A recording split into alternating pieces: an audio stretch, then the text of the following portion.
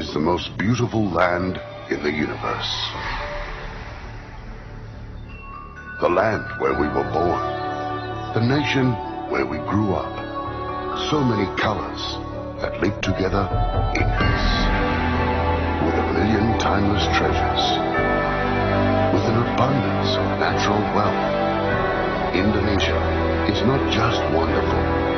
Indonesia is a wonderland. Kota baru ujungnya bagai jauh, mana puri sana kadang, mana puri sana kadang. Katamu lawannya adinda iman tidak darah sama layang, iman tidak darah sama layang. Sayang sifat tokaan makai go gorokan sayang sifat tokaan makai go gorokan sayang sajujur imanam ku bisa berpare samuna keke samuna keke soleran anak yang manis janganlah dicium sayang kau dicium merah pipinya kampunan jauh di batu kunwasan sebaku milian takkan aja kawan alamu sangke basuh.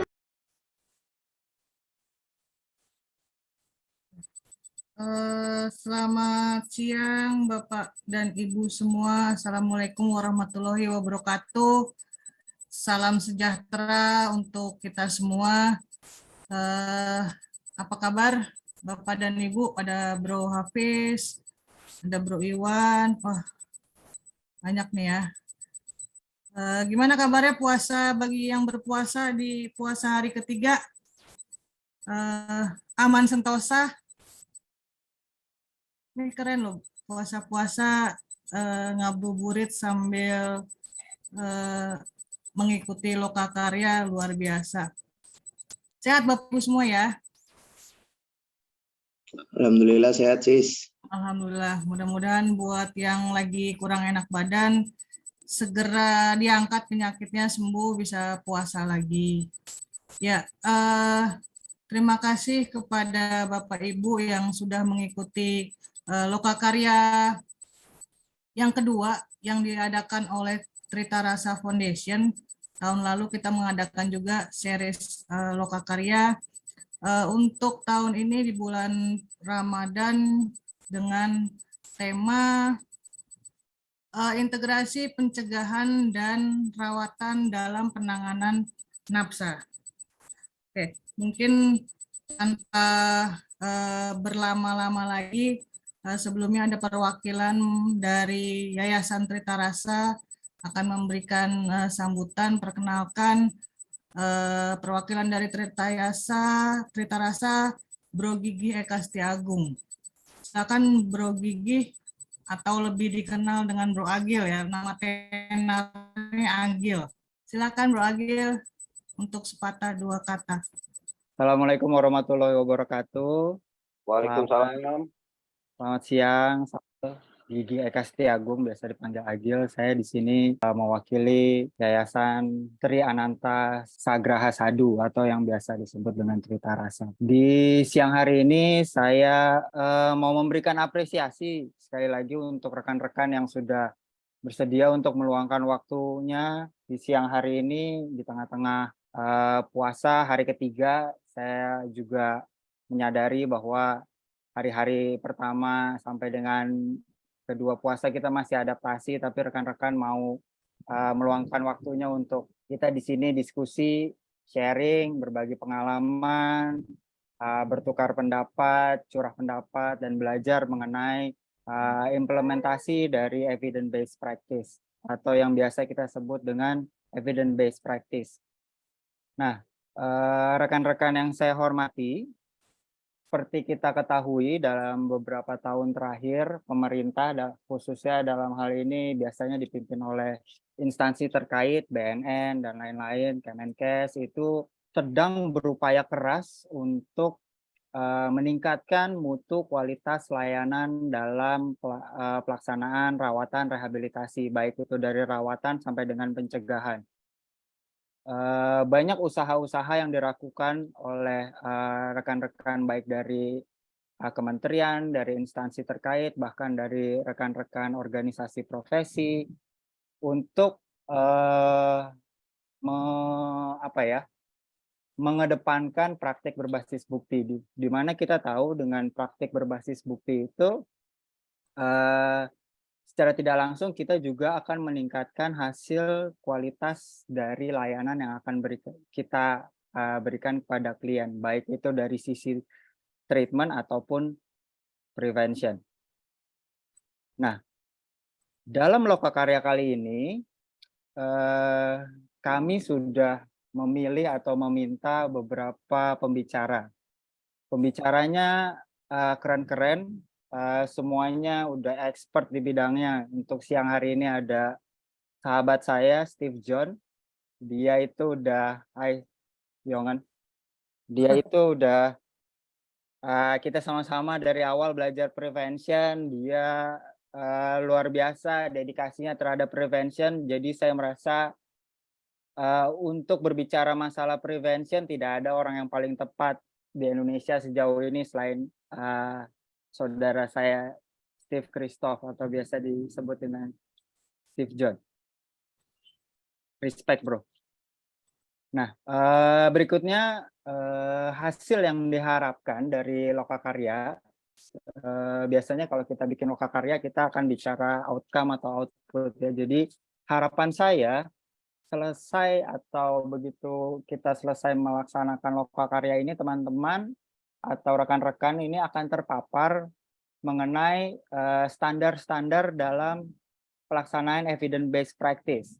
Mungkin kalau standar-standar itu kita sudah banyak mendengar ya, ada banyak lah yang praktik berbasis bukti yang direkomendasikan, tapi tantangannya adalah bagaimana kita mengimplementasikan evidence based practice itu dalam semua setting yang rekan-rekan jalankan. Di sini mungkin ada yang dari rawat inap, ada yang dari rawat jalan, ada yang fokus kepada pencegahan, ada yang fokus kepada edukasi dan lain-lain. Nah, bagaimana kita bisa mengimplementasikan atau mengintegrasikan standar-standar berbasis bukti ke dalam setting keseharian kita. Harapannya memang sekali lagi agar kualitas layanan yang kita berikan baik dari prevention sampai dengan treatment itu mencapai dengan hasil yang diinginkan. Kurang lebih itu saja yang bisa saya sampaikan. Terakhir dari saya, selamat berlokakarya, selamat berdiskusi, selamat berdinamika dalam Lokakarya ini. Jangan lupa untuk have fun. Itu aja sih. Oh ya, untuk yang puasa, semangat ya puasanya. Kurang lebih itu aja dari saya. Wassalamualaikum warahmatullahi wabarakatuh. Balik ke Keken. Waalaikumsalam warahmatullahi wabarakatuh. Agil atas sambutannya. Oke, tanpa berlama-lama lagi, tadi sekilas Bro Agil sudah menjelaskan narasumber kita yang nggak diraguin lagi ya di bidang prevention ya. Dengar nama prevention pasti ada nama Bro Steve nih di belakangnya. Saya akan membagikan share sepak terjangnya Bro Steve. Bro Steve sudah malang melintang di bidang prevention. Oke, kalau mungkin terkenalnya dengan nama Bro Steve, nama lengkapnya Bro Steve Christoph, ICARS ICPS. Dari tahun 2020 sampai 2023, Bro Steve ada di Sekretari International Consortium of Addiction Related Organization. Kemudian di 2020 sampai 2021 tergabung dalam kelompok kerja intervensi berbasis masyarakat di Direktorat Penguatan Lembaga Rehabilitasi Komponen Masyarakat, Deputi Rehabilitasi BNN RI, kemudian 2019 hingga 2020 ada dalam kelompok kerja agen pemulihan Direktorat Pasca Rehabilitasi Deputi Rehabilitasi BNN RI. 2019 sampai dengan 2023 beliau merupakan fasilitator nasional program ketahanan keluarga bersama dengan Direktorat Advokasi, Deputi Pencegahan BNN RI, dan UNODC. Sejak 2019 sampai 2023, beliau merupakan koordinator program Tridharma Perguruan Tinggi tentang Adiksi, Yayasan Lingkaran Indonesia Peduli, dan Universitas Paramadina. Sejak 2017 sampai 2023, Ketua Satgas Pencegahan Indonesia, 2017 sampai 2023, beliau merupakan koordinator Divisi Pengembangan Program YELIP. Mungkin kalau mau ditulis semua nggak cukup kali dan memakan waktu yang lama, Bro Steve ya. Terlalu panjang sepak terjangnya di bidang pencegahan terutama. Silakan Bro Steve, waktunya saya persilahkan, sudah dijadikan co-host juga. Ini latar belakang peserta kita kali ini ada dari dokter, ada dari praktisi adiksi lain, ada yang OJT mungkin, ya yang jelas orang-orang yang peduli tentang bagaimana caranya untuk bersama-sama dengan rawatan dan pencegahan bisa membantu orang-orang yang berada dalam kecanduan. Silakan Bro Steve. Baik, terima kasih Sis Keken. Assalamualaikum warahmatullahi wabarakatuh. Shalom, nama budaya, salam kebajikan, salam sejahtera, salam anak bangsa. Selamat siang teman-teman. Perkenalkan, nama saya Steve Christoph. Siang ini diberikan kesempatan lah untuk bercerita. Saya senangnya nyebutnya bercerita. Jadi sangat bersyukur diberikan kesempatan ini, disediakan forum ini oleh Ruang Edukasi Trita Rasa. Terima kasih untuk sahabat saya, Bro Agil, walaupun jarang ketemu, tetapi frekuensi ternyata masih sama. Jadi ada juga beberapa muka-muka lama nih yang saya lihat, yang saya kenal di sini. Nggak apa-apa ya, karena hakikatnya kita kalau bekerja di bidang layanan ini, khususnya kesehatan perilaku, memang upgrade pengetahuan itu penting. Upgrading skill itu penting. Jadi saya setuju tadi dengan Bro Agil ya, pendapatnya bahwasanya semakin banyak ilmu atau referensi yang kita punya, itu akan menambah juga kompetensi kita. Bukan sekedar bisa lulus UKOM, bukan itu, tetapi bagaimana kita mampu memberikan layanan yang terbaik untuk klien kita, entah klien di bidang pencegahan, perawatan maupun pemulihan. Jadi ini selaras dengan visi misi dari tempat saya bertumbuh juga ya. Bagaimana caranya kita berupaya memprofesionalkan angkatan kerja di bidang kesehatan perilaku di Indonesia tercinta ini. Oke, baik. Jadi dari saya itu izinkan saya untuk share screen. Mudah-mudahan kegiatan kita untuk 2 jam ke depan ini jaringannya baik. Kadang-kadang internet ini suka agak lama, mohon bersabar. Saya kira sudah. Sudah, Bro. Oke. Bentar. Baik. Sekali lagi terima kasih untuk kesediaannya. Jadi hari ini saya diberikan tugas nih sama teman-teman dari Trita Rasa dalam rangka memberikan pencerahan sih enggak ya, Ken? Gambaran lah, maksudnya satu tinjauan ulang satu pemaparan di mana kita bisa berdiskusi ya di ruang diskusi ini. Nah, judulnya penerapan pencegahan penggunaan zat adiktif berbasis bukti. Penerapannya nanti rekan saya tanggal 15 itu ada Mbak Luki, rekan saya juga di kelompok kerja ketahanan keluarga BNN. Dia juga akan nantinya memaparkan tentang standar-standar internasionalnya. Nah, jadi saya siang ini kebagian penerapannya seperti apa. Penerapan pencegahan penggunaan zat adiktif. Yang pasti, yang perlu dipahami bersama, ini adalah satu bidang penanganan adiksi di mana kita menangani orang yang belum menginisiasi penggunaan. Mungkin sudah menginisiasi perilaku berisiko, tetapi penggunaannya belum, gitu ya. Karena saya lihat ada muka-muka baru juga di sini. Saya ingat pengalaman saya di satu workshop waktu itu di Chiang Mai, gitu ya. Ada peserta dari Filipina masuk, dia pikir prevention ini, karena dia memang konselor, dia pikir prevention ini relapse prevention.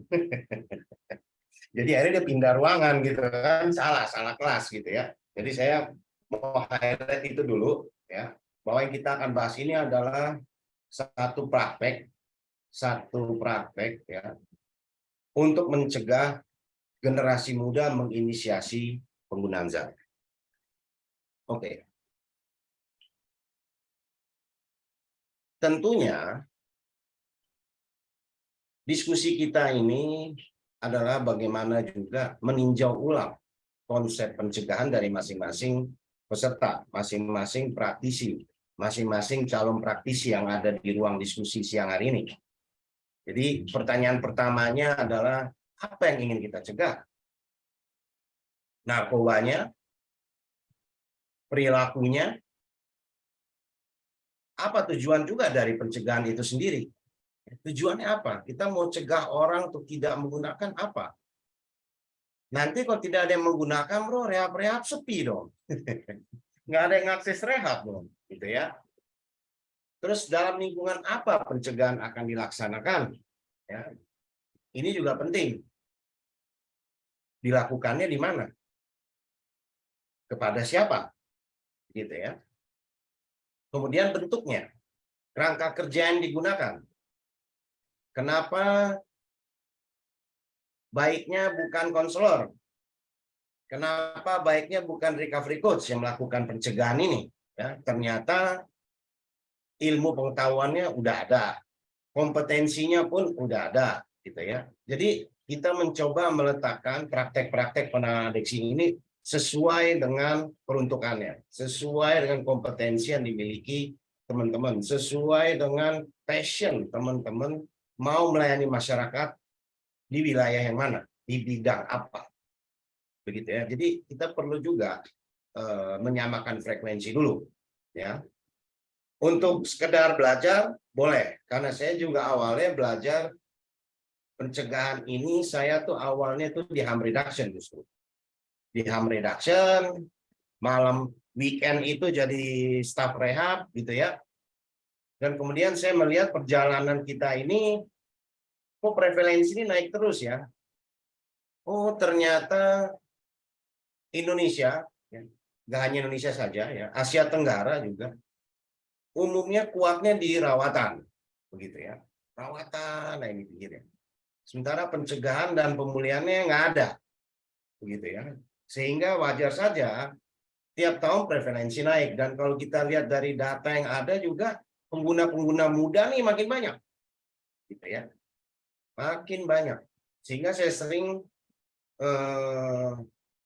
menyebut ya, ke teman-teman gitu ya, ketika kita hanya fokus pada rawatan, sama saja kita mengizinkan orang untuk kalau yang sudah menggunakan kambuh kembali, atau untuk yang belum menggunakan, kita izinkan mereka untuk rehab. Silakan, nggak usah takut, rehab gratis kok. Tinggal lapor ke BNN, nggak ditangkap, rehab gratis. Nah, gitu ya. Di satu sisi, itu adalah satu program yang luar biasa. gitu ya. Saya ingat kalau saya sama Bro Agil dulu zamannya sering ikut Colombo Plan nih ke luar negeri, orang-orang Pakistan, orang India, orang Filipina itu pada nyalam-nyalamin kita. Wah, Anda punya presiden yang luar biasa. Membuat program 100.000 bencana di Indonesia harus direhabilitasi ketika itu. Nah, tetapi ternyata penanganan adiksi ini tidak cukup di rawatan saja, gitu ya. Karena kalau kita lihat angka pengguna saat ini sekitar 4 juta, kalau program Pak Jokowi masih berjalan harus merehab 100.000, ya nggak memenuhi kriteria juga, nggak ketolong juga bangsa ini, gitu ya. Nah, jadi bagaimana kita mau mengatasi ini? Mencegah apa yang kita mencegah? Tujuannya apa? Dalam lingkungan apa kita mau mencegah? Ya. Terus kerangka kerja yang digunakan itu apa? Ternyata banyak sudah ya literasinya, ya, ilmu kurikulumnya gitu ya. Kalau dulu pencegahan itu banyak dimulai dari niat baik, ya. Tetapi akhirnya berakibat offside, ya. Jebakan offside. Gitu ya. Niatnya baik tapi ternyata tidak membantu. Ya, nah, bagaimana caranya? Dengan sumber daya yang terbatas, waktu yang terbatas, kita mampu menyediakan layanan pencegahan yang berbasis bukti, yang hasilnya efektif untuk masyarakat kita. Ini yang perlu kita bangun kerangka berpikirnya.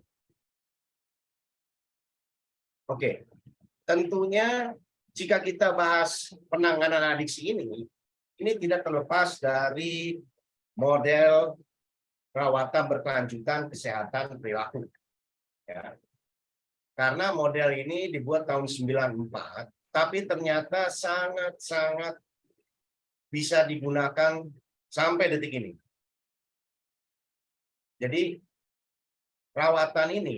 model rawatan ini membantu kita mengenali ternyata ada beberapa kesempatan untuk mengatasi masalah atau gangguan kesehatan pada masyarakat kita, ya, khususnya generasi muda.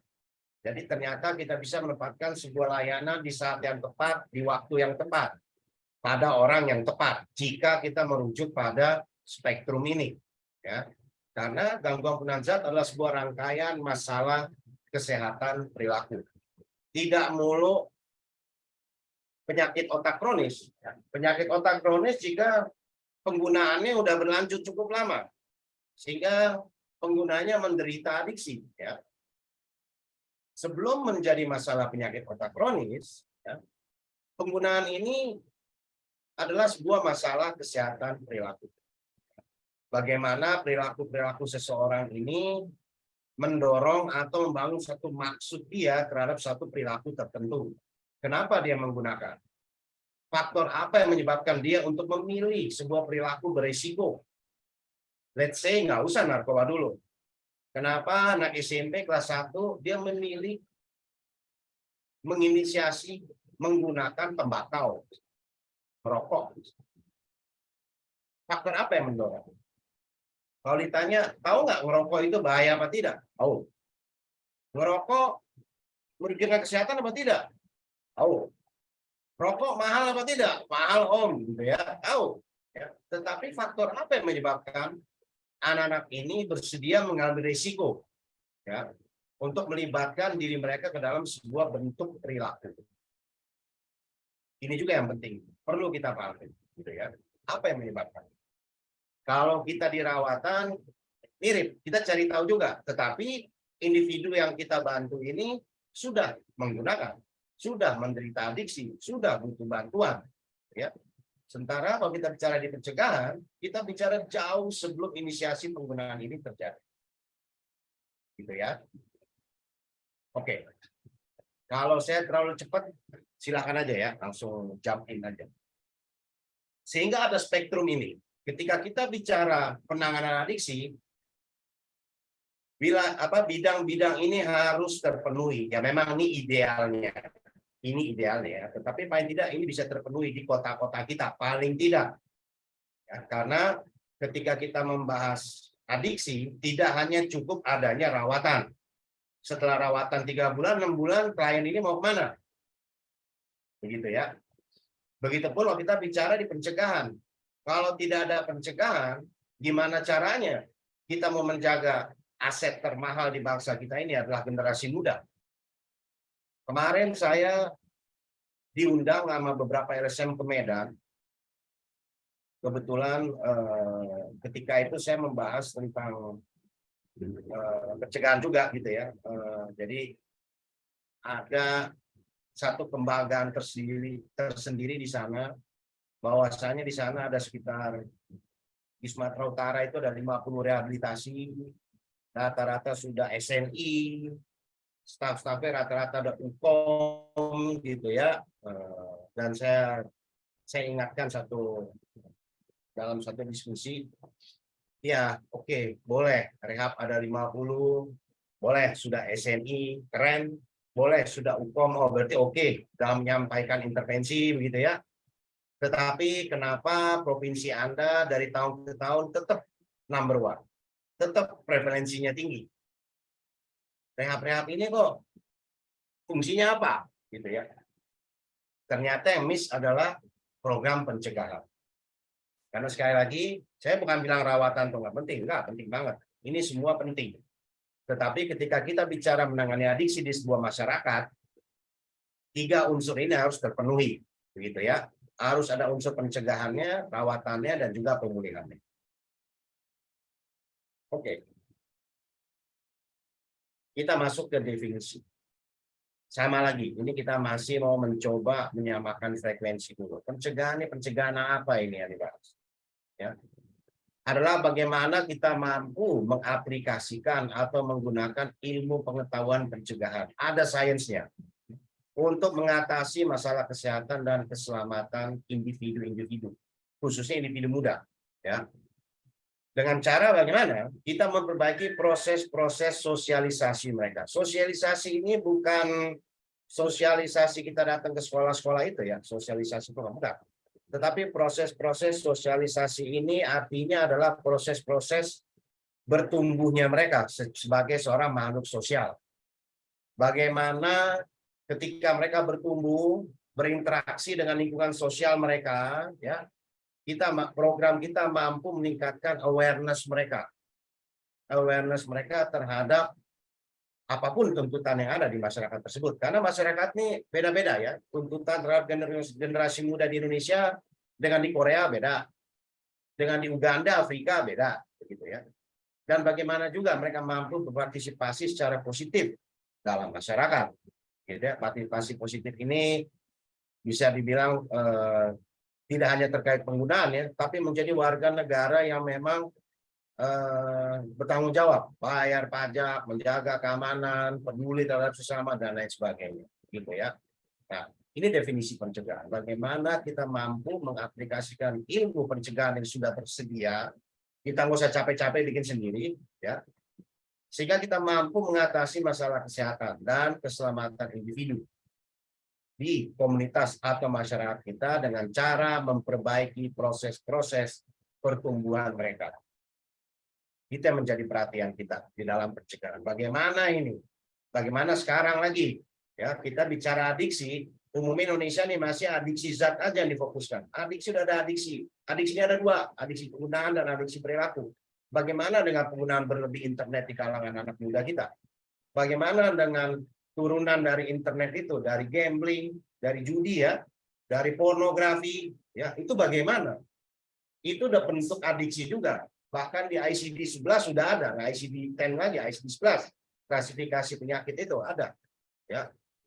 Sementara di satu sisi sedang digalakkan e-sport, wah, ya, bagaimana caranya? Apakah e-sport itu tidak justru ya menstimulan sebuah bentuk adiksi baru, begitu ya? Nah, ini adalah isu-isu yang ada di tengah masyarakat saat ini. Jadi ketika kita bicara pencegahan, pencegahan ini luas, gitu ya. Bagaimana dengan kekerasan seksual? Proses-proses sosialisasi terhadap korban-korban yang mengalami kekerasan seksual. Datanya ada.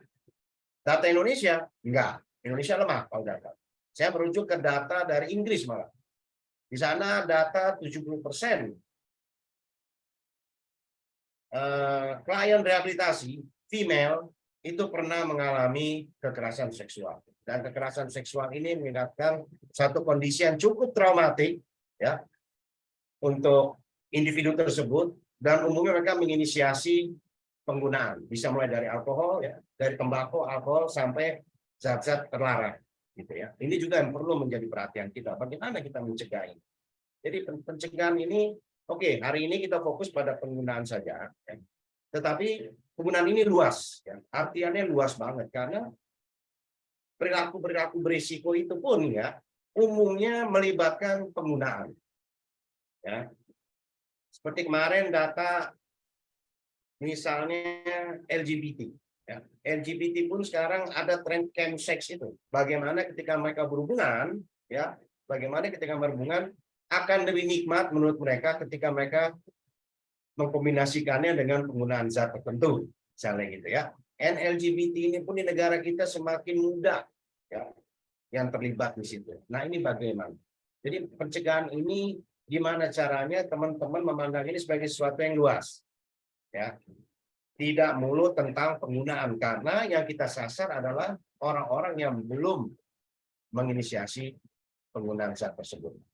Ya, jadi ketika kita membahas pencegahan di satu populasi yang ternyata tidak ada yang menggunakan, maka kita akan berbicara buang-buang energi. Ya, kita cerita tentang narkoba, rehab dan lain sebagainya, ternyata di situ nggak ada yang menggunakan. Gitu ya. Nah, ini perlunya juga kita mengaplikasikan ilmu pencegahan yang sudah ada nih, gitu ya. Udah banyak.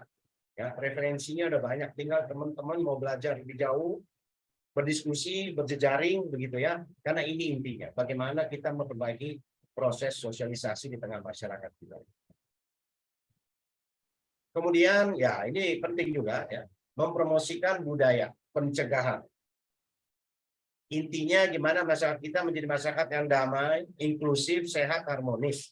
Ya, inklusif ini mau tidak mau, suka tidak suka. Sekarang lagi ada isu juga tentang LGBTQ tadi, ya. LGBTQ plus malah sekarang ya. Gimana juga kita melibatkan mereka. Ya.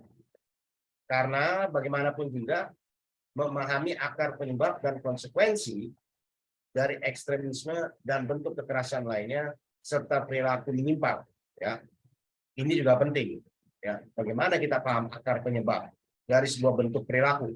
Kenapa anak sekarang cenderung kok ekstrim banget kelakuannya? Kalau sudah main game ekstrim, ya sampai subuh, sampai pagi, sampai nggak tidur, sampai nggak makan. Kenapa ketika mau cari konten buat Instagram begitu ekstrim juga, sampai ketabrak truk, ya sampai ada yang meninggal. Kenapa ketika ada selisih pendapat, kok sampai ada kekerasan yang luar biasa seperti kemarin anak pejabat bea cukai itu, ya kok ekstrim banget perlakuannya, ya. Dan ini tidak hanya dalam bentuk kekerasan, tapi juga perilaku menyimpang begitu ya.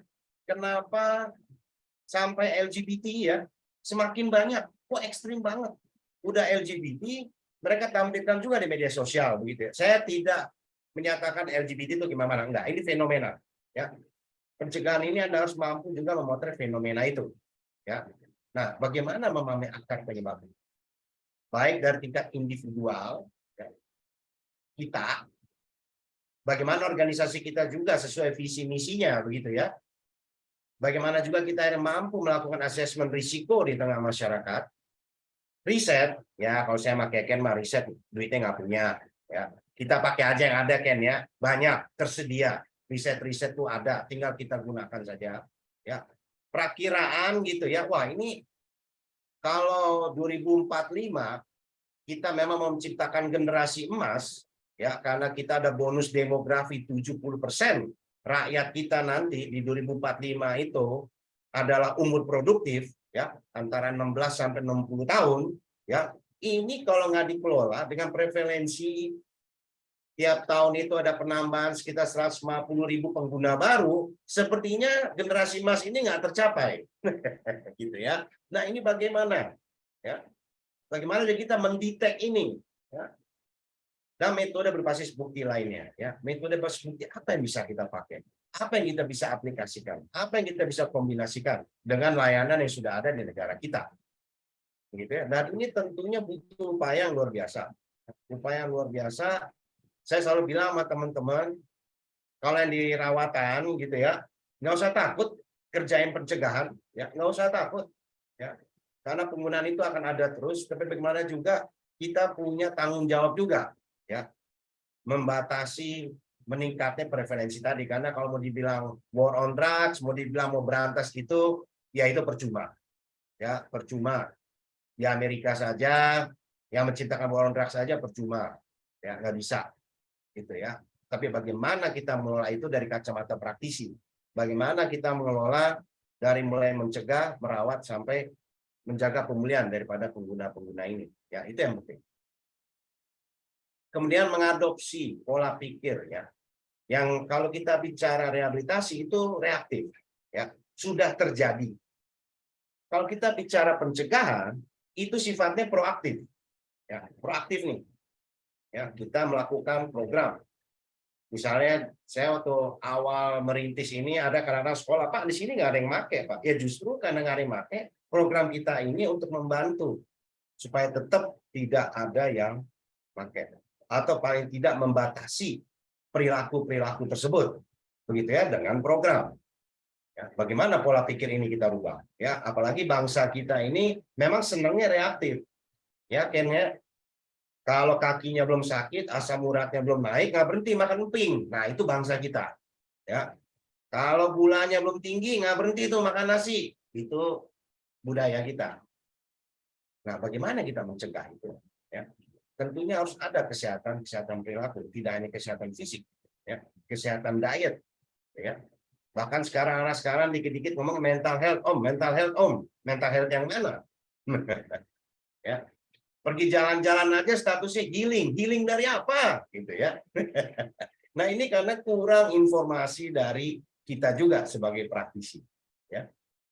Nah tentunya kita perlu menanamkan persamaan nilai seperti unsur ini harus ada ya, perdamaian, harmoni, pengertian antar budaya, kepastian hukum ya, pemerintahan yang baik, saling menghormati, rasa percaya, toleransi, inklusif, simplicity, saudara, tanggung jawab sosial dan keberagaman. Ya. Jadi kita pun punya tanggung jawab sosial. Kemudian bagaimana juga kita akhirnya mampu dengan budaya pencegahan, ya, punya pola pikir yang proaktif akhirnya, gitu ya, mengembangkan kebijakan dan inisiatif pencegahan yang efektif, gitu ya. Bagaimana kita menciptakan program-program yang sifatnya memberikan perlindungan sosial yang transformatif, ya, yang tetap mentransform masyarakat kita. Oke, kalau memang tidak boleh menggunakan, manfaatnya apa? Karena tidak menggunakan, Anda bertransformasi menjadi generasi muda yang produktif, kreatif, inovatif, dan lain-lain. Gitu ya. Tidak hanya kita melarang. Jangan pakai ya. Ya, kalau pakai emang kenapa? Gitu ya. Kan rehab gratis. Itu artis banyak, pakai enak. Langsung dikirim ke RSKO lagi, kan gitu ya. Nah, kayak gitu-gitu ya. Terus informasi publik apakah cukup tersedia? Penggunaan media yang bertanggung jawab, begitu ya. Bagaimana nih? Di prevention juga ada media based prevention, kurikulumnya juga ada. Bagaimana kita menampilkan pesan-pesan kesehatan terkait adiksi ini, ya, yang sifatnya efektif, tepat sasaran, ya. Bertanggung jawab juga pesan-pesannya. Kemudian penguatan edukasi berbasis nilai yang sudah ada di sekolah dan institusi. Ya, nilai ini balik lagi ke wilayah masing-masing. Nilainya apa? Kalau di Aceh misal, nilai kita yang kuat adalah syariat Islam. Silakan. Ya. Kurikulum berbasis bukti ini bisa diadopsi, bisa disesuaikan. Ada yang namanya adoption with fidelity. Bagaimana kita mengadop kurikulum internasional ini? Ya. Bagaimana kita menyesuaikan dengan kearifan lokal? Boleh, bisa. Caranya gimana, bro? Caranya belajar, gitu ya. Terus kemudian mengapa juga budaya ini menjadi penting? Kenapa caranya kita menggunakan media bertanggung jawab, ya, sesuai memang visi misi kita. Kita menggunakan media lembaga kita itu, apalagi zaman sekarang ya, pakai Twitter, Instagram, Facebook, banyak, ya. Membangun budaya pencegahan, ya, memberikan gambaran kegiatan pencegahan, menyampaikan pesan pencegahan, mengadakan pelatihan terkait ilmu pencegahan. Karena kita ingin membentuk masalah kesiapan ini.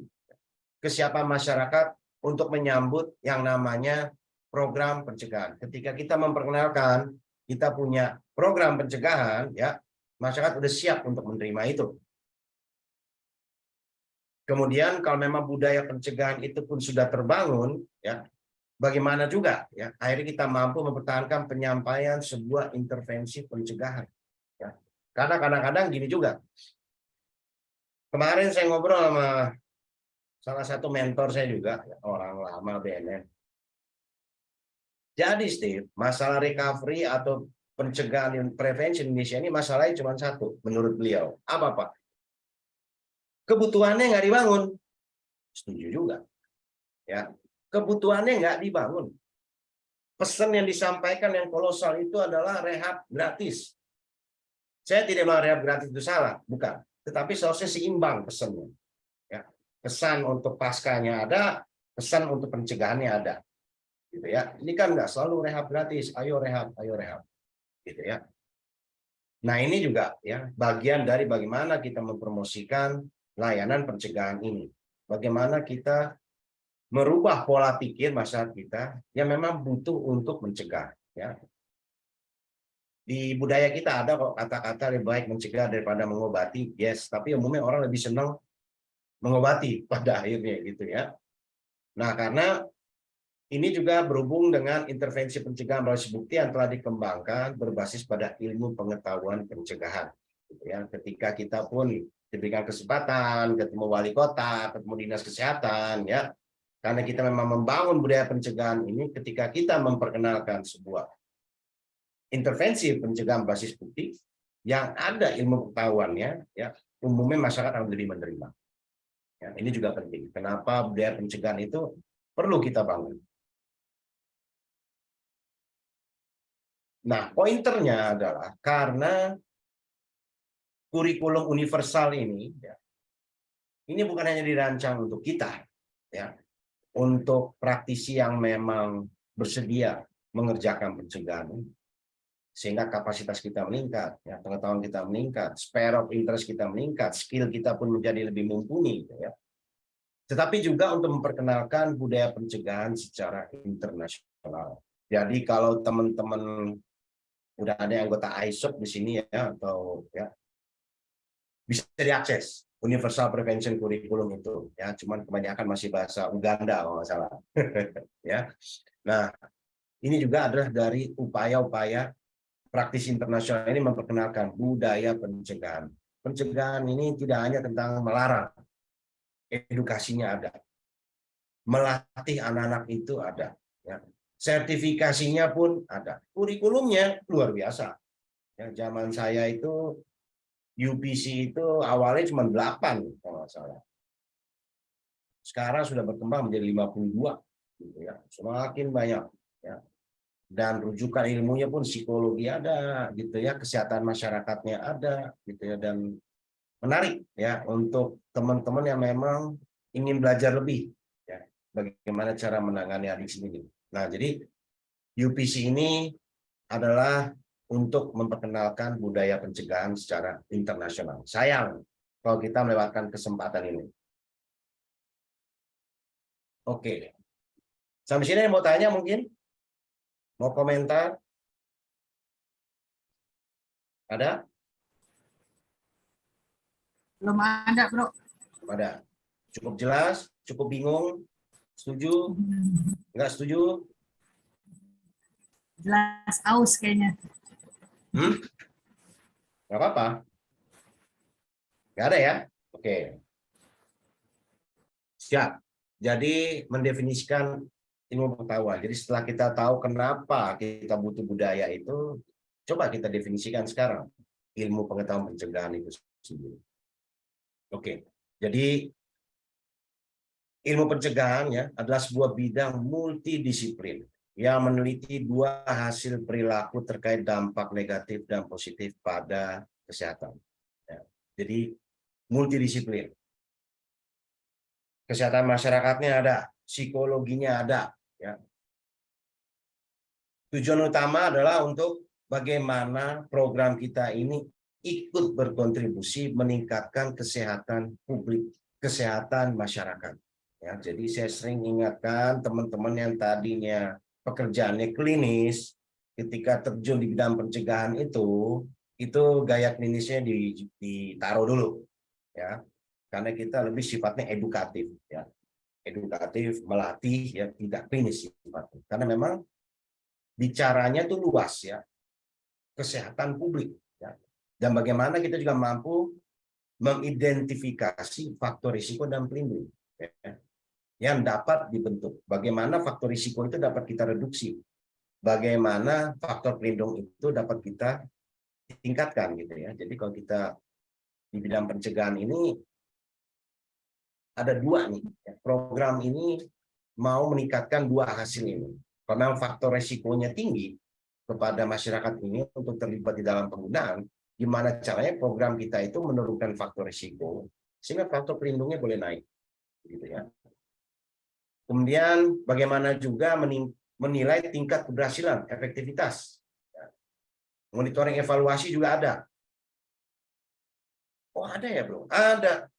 Emang treatment ada.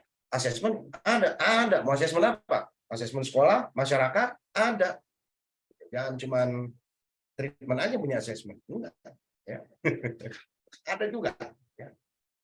Monefnya ada. Bagaimana kita monitor itu? Efektifkah apa tidak? Gitu ya. Kemudian mengidentifikasi sarana yang optimal untuk penyebaran sesuai dengan sumber daya yang ada di wilayah itu, ya. Mampu juga kita mengidentifikasi sarana optimal apa, ya. Ini juga penting kita tahu. Terus kemudian, ya, melibatkan studi dari sudah pasti tadi saya bilang bagaimana kita memperbaiki kondisi sehingga individu-individu ini bisa bertumbuh, ya, di dalam lingkungan sosialnya dengan lebih aman, lebih sehat, lebih terarah, ya. Jadi ilmu tentang pertumbuhan manusia pun ada, ekologi, ya. Oh, sampai ekologi sosial, Bro. Iyalah, ya. Bagaimana kita menentukan faktor risiko kalau kita tidak tahu struktur masyarakatnya seperti apa, peran manusianya dalam lingkungannya seperti apa, komunikasi di dalam keluarga itu budayanya seperti apa.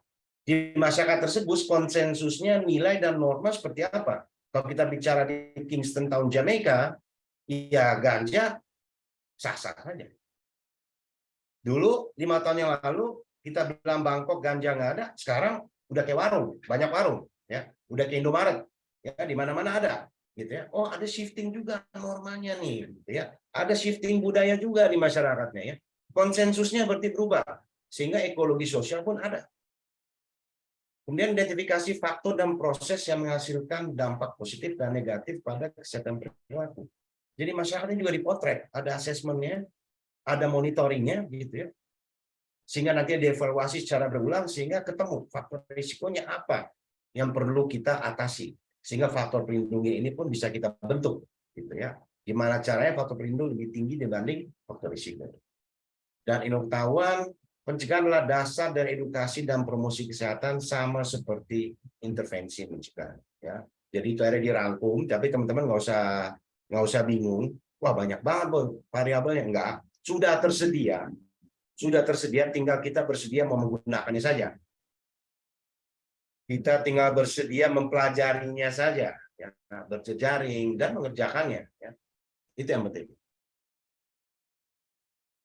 Dan ilmu pengetahuan pencegahan, ya, tentunya tidak terlepas dari siklus ini, ya. Selalu ada unsur risetnya, selalu ada unsur prakteknya, ya.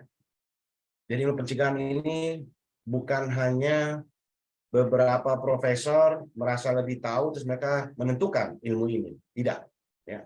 Tetapi mereka tetap, ya, merujuk kepada praktek di lapangan, riset-riset yang ada, gitu ya. Hanya saja batasannya adalah ilmu ini disusun di negara-negara maju, ya, karena memang mereka yang punya sumber dayanya. Kalau kita bilang Amerika itu dia punya NIDA, dia punya SAMHSA, mereka punya sumber yang tidak terbatas. Mereka membuat studi, survei, riset, apapun itu bisa, sumber dayanya ada.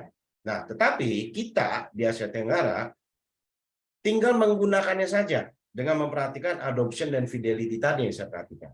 Gitu ya. Bagaimana kita mengadop program-program yang dianggap paling efektif, ya, dan bagaimana juga kita mampu menyesuaikan itu dengan kearifan lokal. Itu juga penting. Oke. Kemudian ada juga beberapa komponen utama dalam ilmu pencegahan, ya. Tentunya disusun menggunakan etnologi dan etiologi. Jadi kalau etnologi ini kan sebenarnya ilmu yang mempelajari ya penyebaran penyakit, distribusi penyakit, ya pembagian penyakit penyebaran itu, frekuensinya, ya, dan bagaimana juga akhirnya kita mampu menyelesaikan penyakit tersebut, ya. Seperti waktu COVID kemarin yang sering masuk TV itu justru epidemiolog, ya. Dia bisa menceritakan tuh perjalanan COVID ini seperti apa. Sama. Ketika kita bahas masalah penggunaan adiksi, epidemiologi juga diberlakukan. Ya, kenapa di wilayah pesisir ini penggunaan zat tertentu ini kok tinggi ya? Kok kalau zat yang satu lagi kok kurang ya? Nah, ini juga penting. Kemudian juga etiologi, ya, penyebabnya, faktor anak-anak di kampung Ambon itu menggunakan apa? Ekonomi, ya, nilai-nilai keluarga yang lemah misalnya. Jadi dipotret gitu ya masyarakat tersebut yang menjadi sasaran populasi itu. Sehingga kita sebagai praktisi akhirnya kita lebih mudah ya menggunakan program ini di tengah masyarakat karena umumnya kurikulum tersebut atau ilmu pencegahan ini sudah akhirnya bisa menjelaskan permasalahan yang ada. Melakukan riset memahami penyebab masalah. Kemudian juga ini kita mampu memahami asal-usul alami dari masalah. Ya, asal-usulnya. Kenapa? Karena layanan sosial di kelurahan tersebut misalnya nggak ada, bro. Karang Taruna nggak ada. Sekolah pun jauh. Ya. Kelurahan pun tidak menyediakan lahan untuk anak-anak muda ini mengekspresikan kreativitas mereka. Gitu ya, asal-usul alami. Dari mana? Terus kemudian di budaya keluarga pun ya di daerah kita ini lebih cenderung menekankan nilai-nilai agama. Ya. Bisa. Ya, kenapa enggak? Kemudian juga adanya pengembangan intervensi. Salah satu komponen utama dalam pencegahan. Jadi pengembangan intervensi untuk motivasi perubahan. Motivasi perubahan dalam individu-individu dan lingkungan. Ya. Tentunya dengan teori perilaku manusia dan perubahan perilaku. Bagaimana kalau memang kakak-kakaknya punya kecenderungan perilaku, senang nih, misalnya kalau di kampung saya di Sulawesi, pasti minum alkohol. Bagaimana program pencegahan kita bisa mengatasi itu?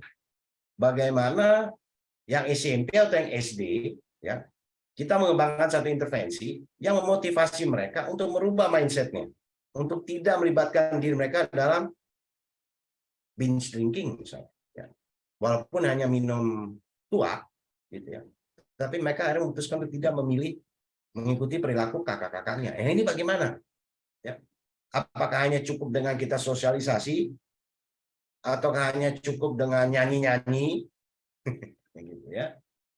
Enggak juga, gitu ya. Pencegahan tidak semudah itu, ya.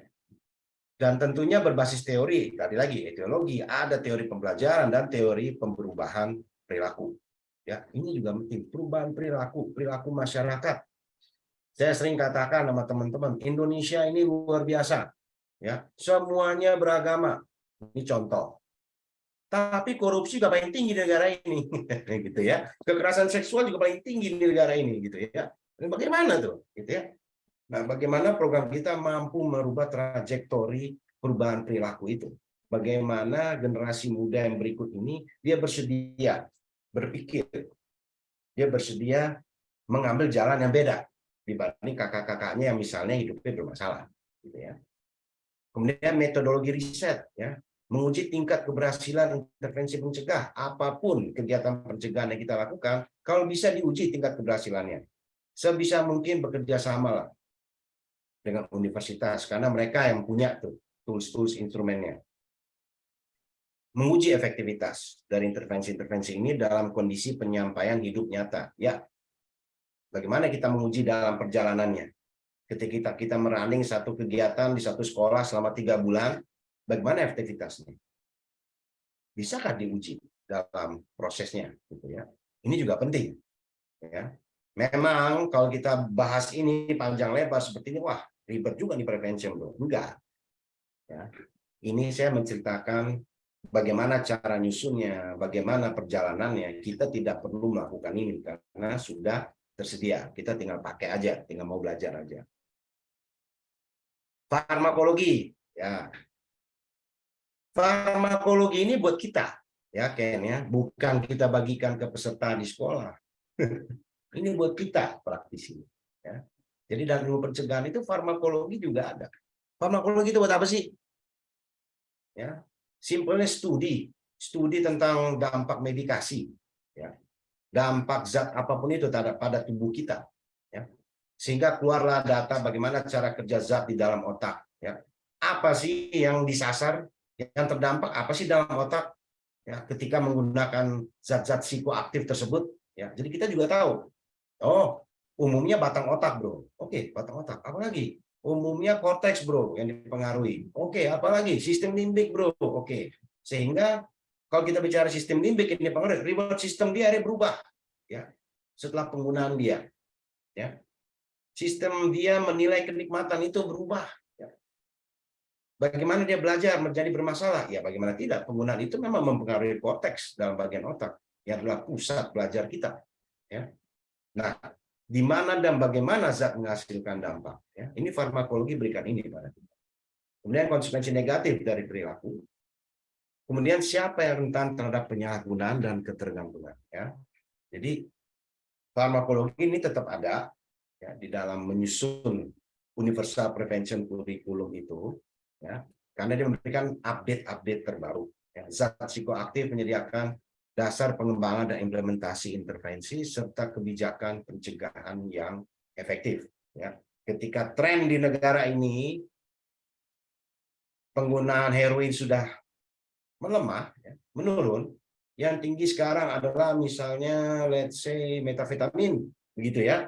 Ini juga perlu penyesuaian di tingkat program pencegahannya. Tidak hanya rawatannya, tapi pencegahannya pun butuh penyesuaian. Begitu ya. Ini juga perlu kita perhatikan ketika kita mau terjun di bidang pencegahan ini. Oke, karena bagaimanapun juga kalau sudah sampai di tahap adiksi, ya, karena tentunya pencegahan ini mau mencegah adiksi, ya, ada sebuah penyakit yang terkait masa pertumbuhan, begitu ya.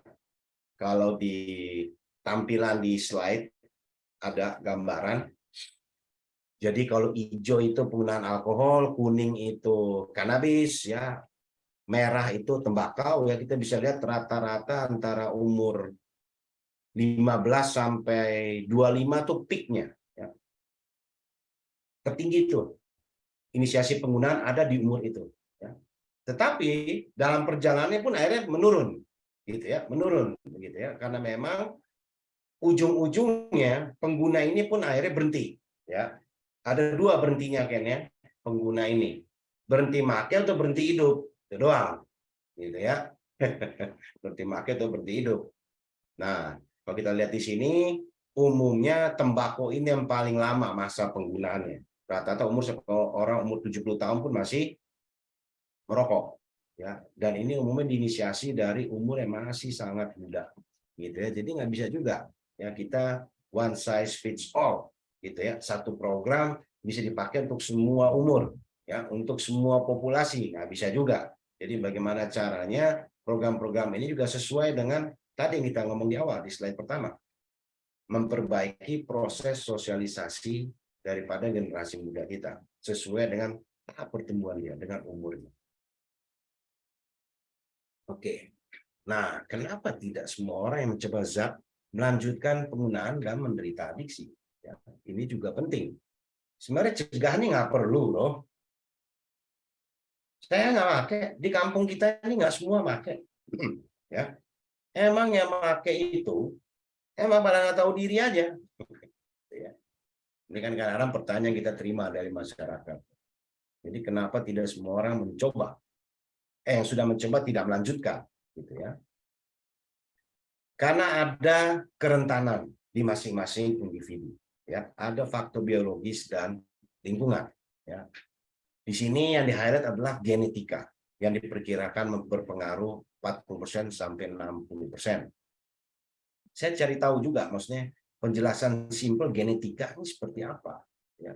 Karena umumnya kalau orang tuanya pernah menjadi penderita adiksi, apapun bentuk adiksi, ya, ada juga kecenderungan dia menurunkan gennya itu, ya, di dalam DNA-nya. Nah, DNA ini kan kayak satu file gitu, ya, dia akan menurunkan itu. Oke, terus hubungannya meningkatkan kerentanan seseorang terhadap adiksi itu bagaimana? Yang penting kan ya anak kita didik baik-baik, misalnya gitu, ya. Nah, tapi ternyata koneksinya tuh bisa begini. Ketika anak dari pengguna-pengguna yang sudah pulih ini, let's say, dia punya faktor risiko 40-60% ya. Ketika dia pertama kali mencoba, let's say, merokok, ya. Ketika dia menggunakan zat tersebut, ya, karena di DNA-nya filenya udah ada.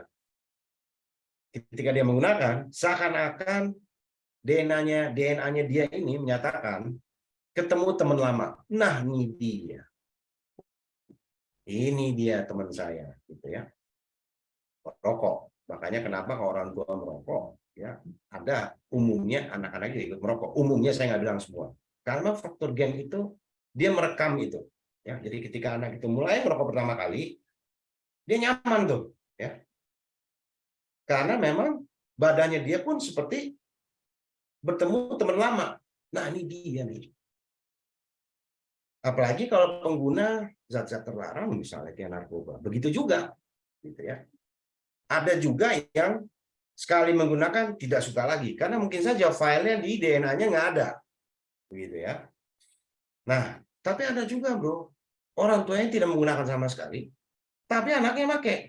Nah, bisa jadi juga dia ada di luar faktor 40-60% ini.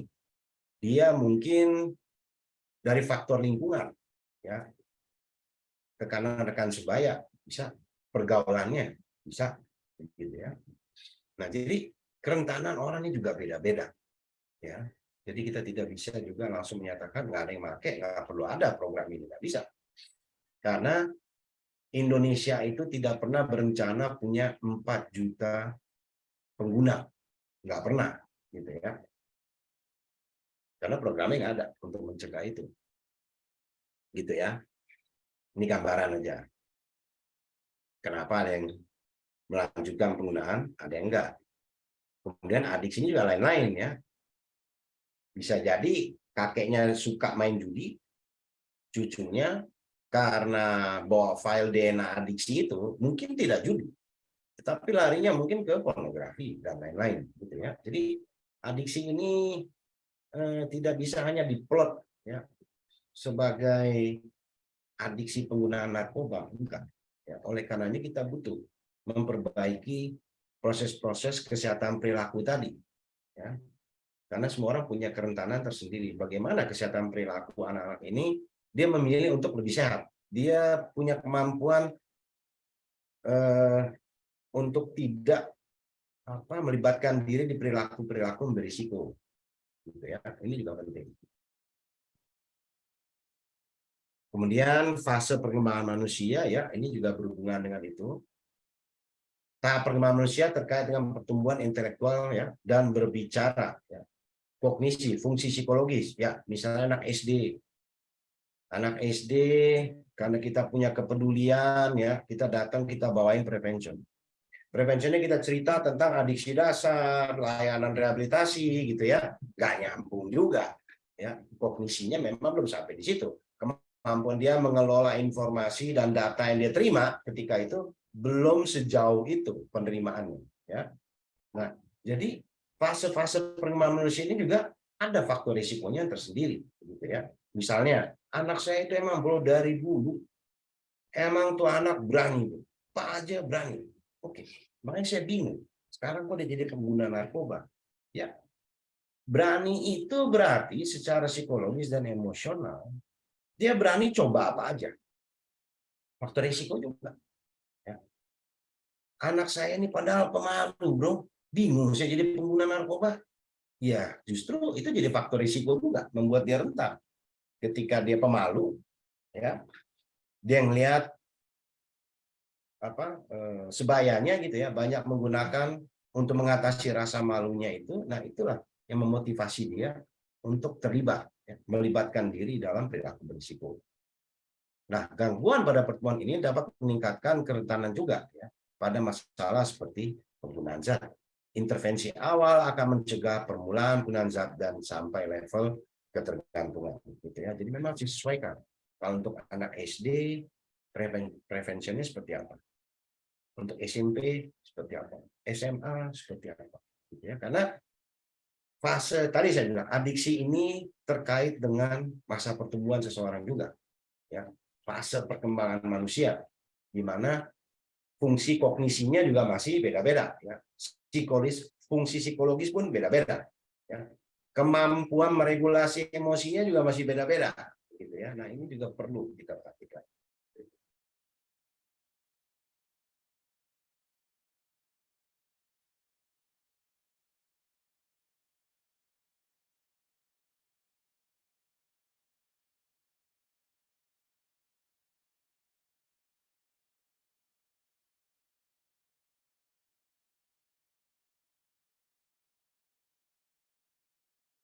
Beberapa studi tentang masa awal remaja sampai dewasa terkait inisiasi penggunaan zat. Apa yang mendorong mereka menginisiasi penggunaan zat gitu ya. Studi daripada kurikulum pencegahan ini juga 20 tahun ya. 20 dan hampir 30 tahun. UNODC itu bisa bikin standar 2013 itu dia mengcompile hasil riset selama 20 tahun lebih ya, sehingga ada standarnya. Nah, itu juga penting gitu ya. Jadi memotret risikonya yang mana, pelindungnya yang mana. Nah, sehingga pada tahun 92 ada 2 hasil studi penting menyimpulkan ya ada faktor-faktor yang tidak hanya terkait inisiasi namun juga keberlanjutan dari penggunaan kepada gangguan penggunaan zat. Jadi dari keberlanjutan penggunaan akhirnya berkembang menjadi adiksi sampai seseorang itu menderita adiksi. Ini kita bisa intervensi dia di mana, pada level apa. Ketika masih SD, ya, ketika regulasi emosi belum ada, ketika kognisinya juga belum mumpuni, gitu ya. Ini program bagus apa untuk mengurangi risiko dia, gitu ya. Ini juga penting. SMP apa? SMP masa orang bilang pencarian jati diri, gitu ya. Padahal sebenarnya bukan pencarian jati diri juga, ya. Memang dia didesain secara alami karena otaknya belum ada isinya, dia mau coba menyerap apa saja yang terjadi di lingkungannya, apa saja dia mau tahu. Ya. Nah, kerentanannya adalah salah satunya kayak tadi, biologis tadi ya. Kalau memang gen DNA-nya ada dan membawa file adiksi tersebut, kemungkinan dia akan menginisiasi perilaku adiktif, gitu ya. Nah, ini juga yang perlu menjadi perhatian kita. Saya cerita ini bukan karena kita nanti akan nyusun program, enggak. Nah, cuman supaya teman-teman punya gambaran program pencegahan ini disusun seperti apa. Ya, itu dulu. Ya, berbasis bukti yang mana sih, bro? Ya, jadi memang bagaimana ini adalah satu kontinuitas. Ya, kontinuitas, studi, riset, ya, praktek, ya, dan akhirnya dikompil menjadi satu ilmu pencegahan. Nah, sehingga faktor risiko akhirnya ditetapkan sebagai ukuran fungsi perilaku ya, atau psikososial yang ditemukan terkait dengan peningkatan risiko terhadap penggunaan zat psikoaktif. Ya. Let's say misalnya faktor-faktor kontekstual. Ya. Faktor risiko ini ada konteksnya. Ya. Ketika dia menghadapi tekanan-tekanan dari rekan sebayanya di dalam pergaulan sosialnya, ya itu bagaimana? Cukup tinggi kan? Apakah norma di masyarakat tersebut anak-anak muda itu harus merokok, harus minum alkohol, narkoba nggak masalah? Gitu ya. Konteksnya apa? Faktor-faktor variabelnya apa? Kemudian secara individual ini seperti apa kemampuan dia? Faktor risikonya. Ya. Selain kerentanan dari segi genetika, DNA tadi, bagaimana dengan life skill-nya nih? Bagaimana kompetensi sosialnya dia? Ya, bagaimana kemampuan berinteraksi dia antar pribadi? Apakah dia punya skill asertif? Dia bisa menolak dengan tegas, ya, dengan tetap menghargai temannya. Bagaimana dia juga ya bergaul, ya, bagaimana cara dia bersosialisasi di lingkungannya, ini juga penting. Apa yang menjadi faktor risiko di dia? Ya. Ini juga menjadi perhatian daripada ilmu pencegahan. Kemudian kalau faktor pelindung, ya, ukuran yang muncul untuk mencegah penggunaan zat psikoaktif. Ya. Faktor pelindung di sini dikatakan oleh riset adalah ikatan yang kuat dengan keluarga. Ya. Sering kita ketemu, sering saya kebetulan masih ngurusin bidang recovery juga. Jadi ketemu klien-klien setelah rehabilitasi untuk melanjutkan itu ikuti tempat saya juga, gitu ya. Kalau lihat orang tuanya luar biasa, duit punya, ngerti agama, iya ngerti, tetapi attachment dia sama anaknya ini lemah. Ya, jadi bagaimana juga kita mau ikatan yang kuat. Ya. Faktor pelindung salah satunya adalah ikatan yang kuat dalam keluarga, dalam sekolah. Ya, kalau nanti Anda pada saat mau belajar school based prevention, ada bagaimana kita memperbaiki iklim sekolah, bagaimana kita meningkatkan ikatan terhadap sekolah. Ya, memang anak-anak ini merasa butuh untuk sekolah. Ya, bukan hanya karena disuruh orang tuanya, bukan hanya karena tradisi di keluarganya semua sekolah. Nah, dia ikut sekolah, ya, tapi memang dia ada meaning untuk sekolah.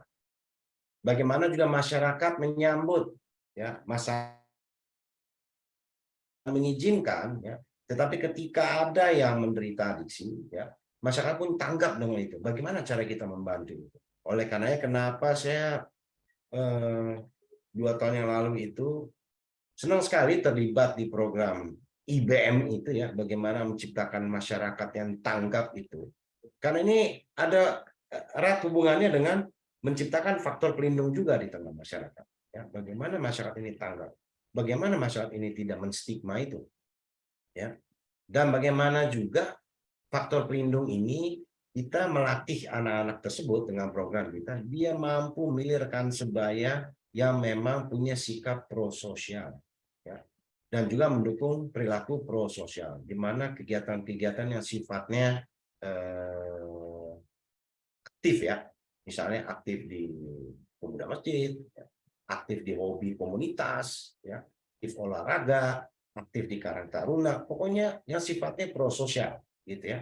Nah, ini bagaimana? Karena ini juga ternyata nilainya tinggi, menjadi sebuah faktor pelindung, ya, dalam masa proses sosialisasi atau pertumbuhan anak-anak muda ini. Oke, terus kemudian mengapa juga, ya, penting untuk praktisi pencegahan belajar tentang ilmu pengetahuan ini? Bukannya cukup ini aja, bro. Yang penting kita diundang, ya, kita dikasih kelas, ada pesertanya, kita ceritain tentang narkoba, gitu ya. Pulang dapat amplop, selesai, gitu ya. Kenapa menjadi penting? Ya, saya punya pengalaman, gitu ya. Karena saya keliling Indonesia nih bikin pencegahan. Ini budaya kan beda-beda, ya. Budaya beda-beda. Terus kemudian kadang-kadang durasinya pun beda-beda.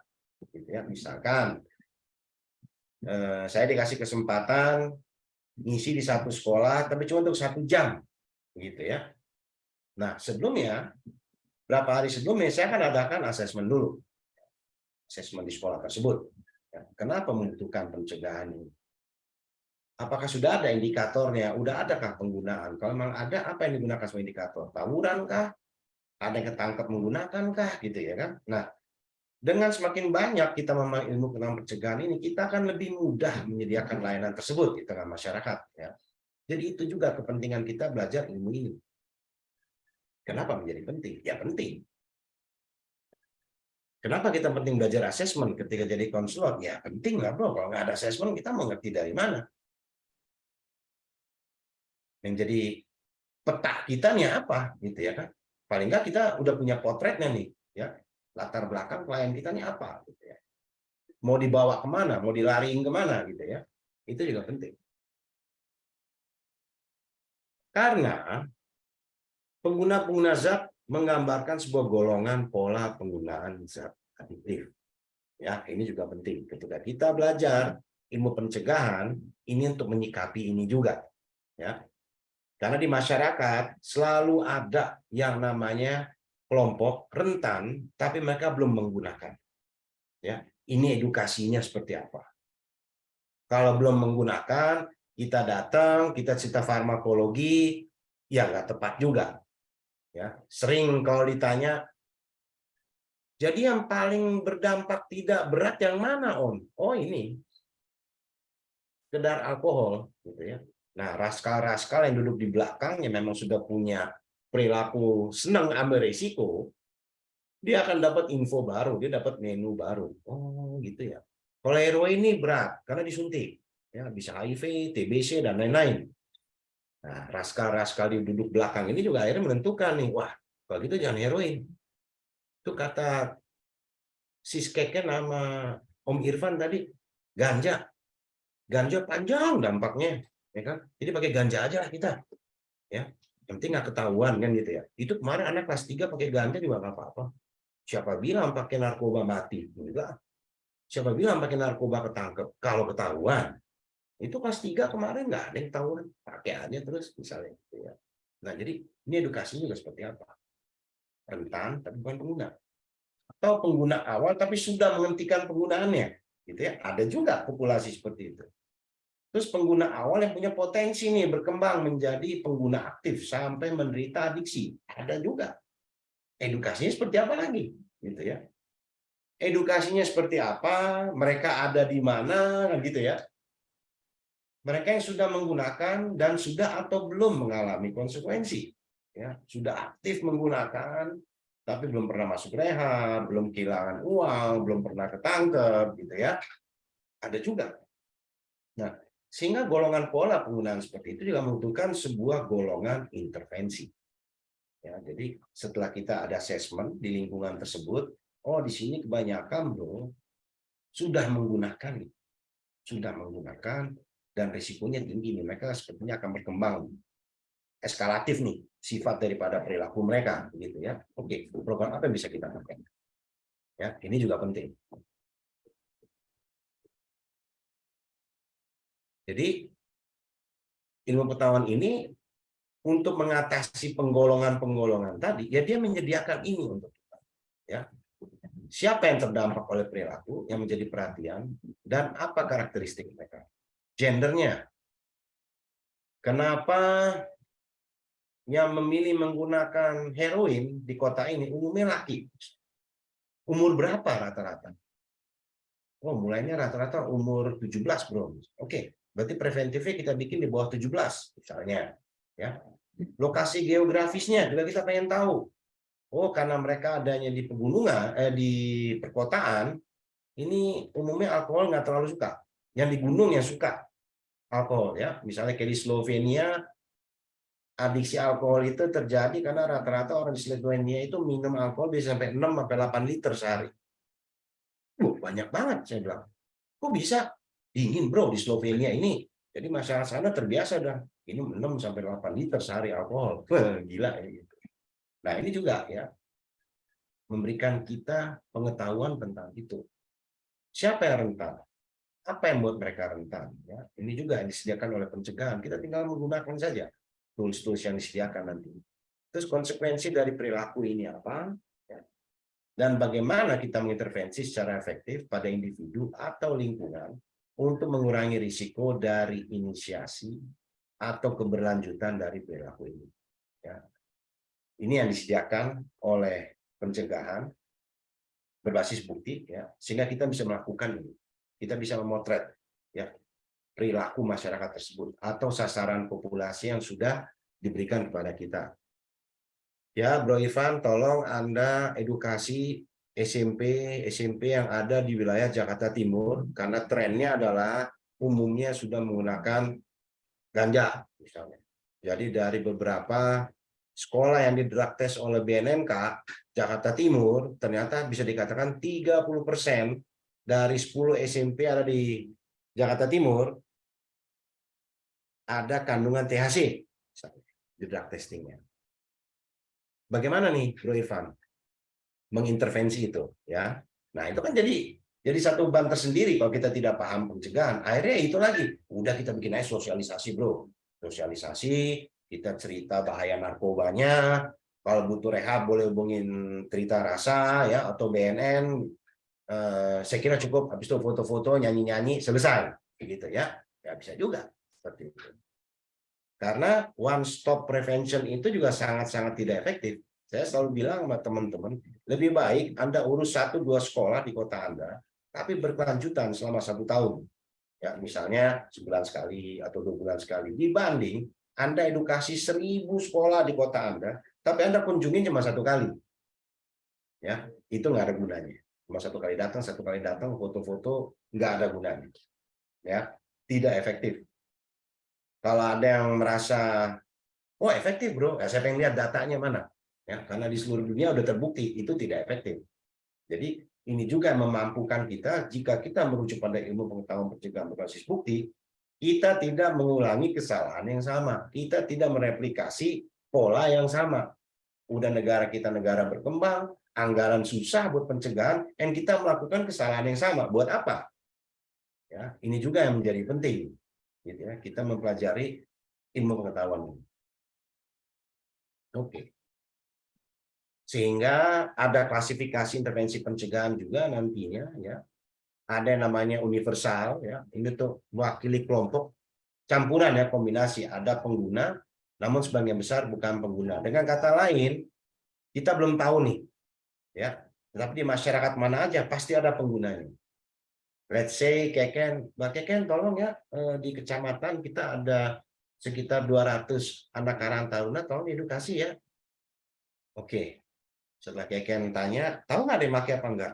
Nggak tahu sih Keken, tapi saya yakin ada. Karena kemarin sempat ada A, B, C, D. Oke, berarti kita bisa berlakukan, oh ini universal nih. Ya, sebagian besar nggak pakai, tapi ada yang pakai. Nah itu edukasinya seperti apa? Ada juga. Terus selektif, yang rentan. Ya, saya paling senang menggunakan pendekatan ini. Saya selalu memilih sekolah atau karang taruna yang misalnya berdekatan dengan wilayah-wilayah yang risiko tinggi. Misalnya, saya memilih tempat nih karang taruna misalnya di seberangnya itu. Jadi ini di wilayah Jakarta Timur. Di seberangnya itu ada lokalisasi dan di wilayah itu sendiri itu jadi pusat transaksi narkoba. Nah, sehingga karang tarunanya ini adalah populasi yang selektif. Mereka rentan, mereka berada dalam risiko. Mereka menggunakan? Tidak. Belum. Tapi mereka berada dalam risiko. Gitu ya. Kemudian satu lagi, saya cari lagi di Jakarta Pusat. Ada lagi satu kampung seperti itu. Seberangnya lokalisasi, ya. Di seberangnya lagi pusat transaksi narkoba. Sehingga mereka berisiko. Berisiko terhadap perilaku seksual ya. Bisa HIV, IMS, dan lain-lain. Gitu. Dan di seberangnya ada pusat transaksi narkoba, sehingga mereka berada dalam risiko. Bagaimana kita melatih anak ini punya ketahanan gitu ya. Mereka punya resilience ya untuk tetap memilih hidup sehat, bukan menolak narkoba, itu usang. Yang bilang nolak narkoba siapa? Semua juga pengguna awalnya nolak ya. Tapi bagaimana dia mampu mengelola kehidupannya? Dia memilih untuk tetap sehat. Dia tetap memilih untuk berperilaku sehat, aman, yang berkontribusi sama pencapaian cita-cita dia. Itu yang penting. Gitu ya. Terus kemudian indicated. Untuk mereka yang mungkin telah mulai menggunakan, tapi belum membutuhkan rawatan. Nah, ini let's say kita bekerja sama dengan pemerintah, dalam hal ini BNNP atau BNNK, ada drug testing, ya. Kemudian ada yang terindikasi, ya, sudah menggunakan gitu ya dari unit tesnya ketahuan, tapi belum membutuhkan rawatan, sehingga cukup misalnya rawat jalan, misalnya, ya. Nah ini indicator, nih edukasinya seperti apa lagi? Ini lain lagi. Kalau sudah terindikasi, kita bolehlah cerita tentang farmakologi di situ, ya. Kita boleh cerita tentang relapse prevention di situ, ya. Kalau sudah memang ada indikasi penggunaan, gitu ya. Tetapi ini akan lebih jauh dibahas sama rekan saya nanti tanggal 15 ya. Saya cuma kasih gambaran aja kenapa dibutuhkan evidence base ini, ya. Dan Anda bisa temukan ada beberapa standar di ini. Cuma yang umum dua ini, ya. Jadi ada yang punya UNODC ini, yang sebelah kiri ini pertama kali tahun 2013, ya, ada 50 ahli dunia ngumpul dan mereka menyusun standar internasional ini. Terus kemudian tahun 2018 juga direvisi, tapi barengan dengan WHO, edisi keduanya. Sementara kalau Eropa ini lain sendiri. Kalau UNODC ini internasional ya. Kalau Eropa ini dia juga punya standar sendiri tahun 2011 dan mereka juga update ya. Jadi banyak ya, kita tinggal cari aja mau pakai yang mana, dan rata-rata ini sama, berbasis bukti ya, sama standar-standar pencegahan ini. Oke, sampai sini ada yang mau nanya sebelum saya lanjut? Nanya dong, nanggepin dong. Nggak setuju atau menolak, ya silakan. Waduh, ini brother gua nih, angkat tangan. Ya, Om Abdurrahman, selamat sore. Assalamualaikum warahmatullahi wabarakatuh. Waalaikumsalam. Lama tak jumpa. Ya, Saya mau silakan. tanya nih Bro Steve, Ya, silakan. saya ada keresahan sedikit nih tentang masalah edukasi ini ya. Ini mungkin agak di luar ini ya, cuman masih ada di konteks ini ya sih sebenarnya. Yang konteks ini aja, jangan luar-luar, yang dalam aja. Ya, masalah pencegahan Iya, iya, iya. Jadi ada salah satu content creator yang melakukan edukasi dan dia melakukan edukasinya itu berdasarkan pengalaman dia yang akhirnya menurut saya edukasinya Lebay. nggak evidence base ya. Ya. Karena menurut gue sabu tuh gini-gini, menurut gue tahu tuh gini-gini. Dan menurut saya kalau menurut pengalaman based on experience itu kan nggak evidence based. Nah itu gimana tuh Bro Steve menyikapinya? Oke, satu, ya makasih. Satu, memang ini berarti Anda temukan di media sosial ya.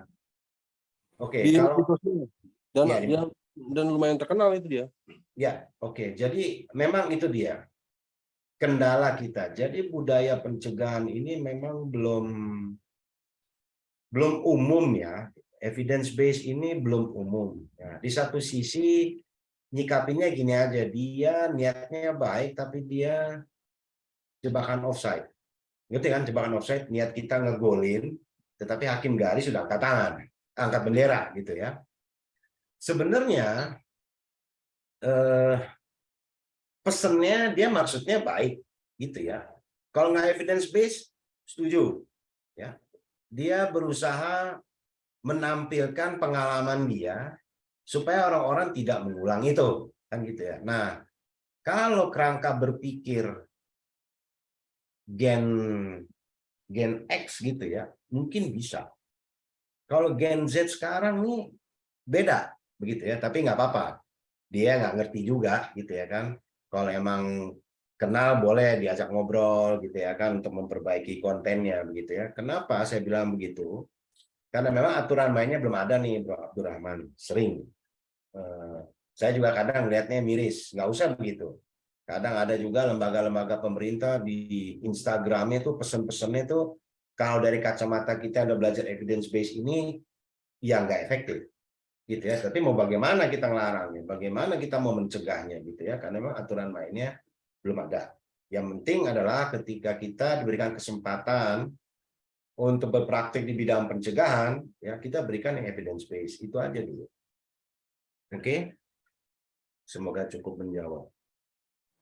Thank you Bro. Ya. Ada lagi?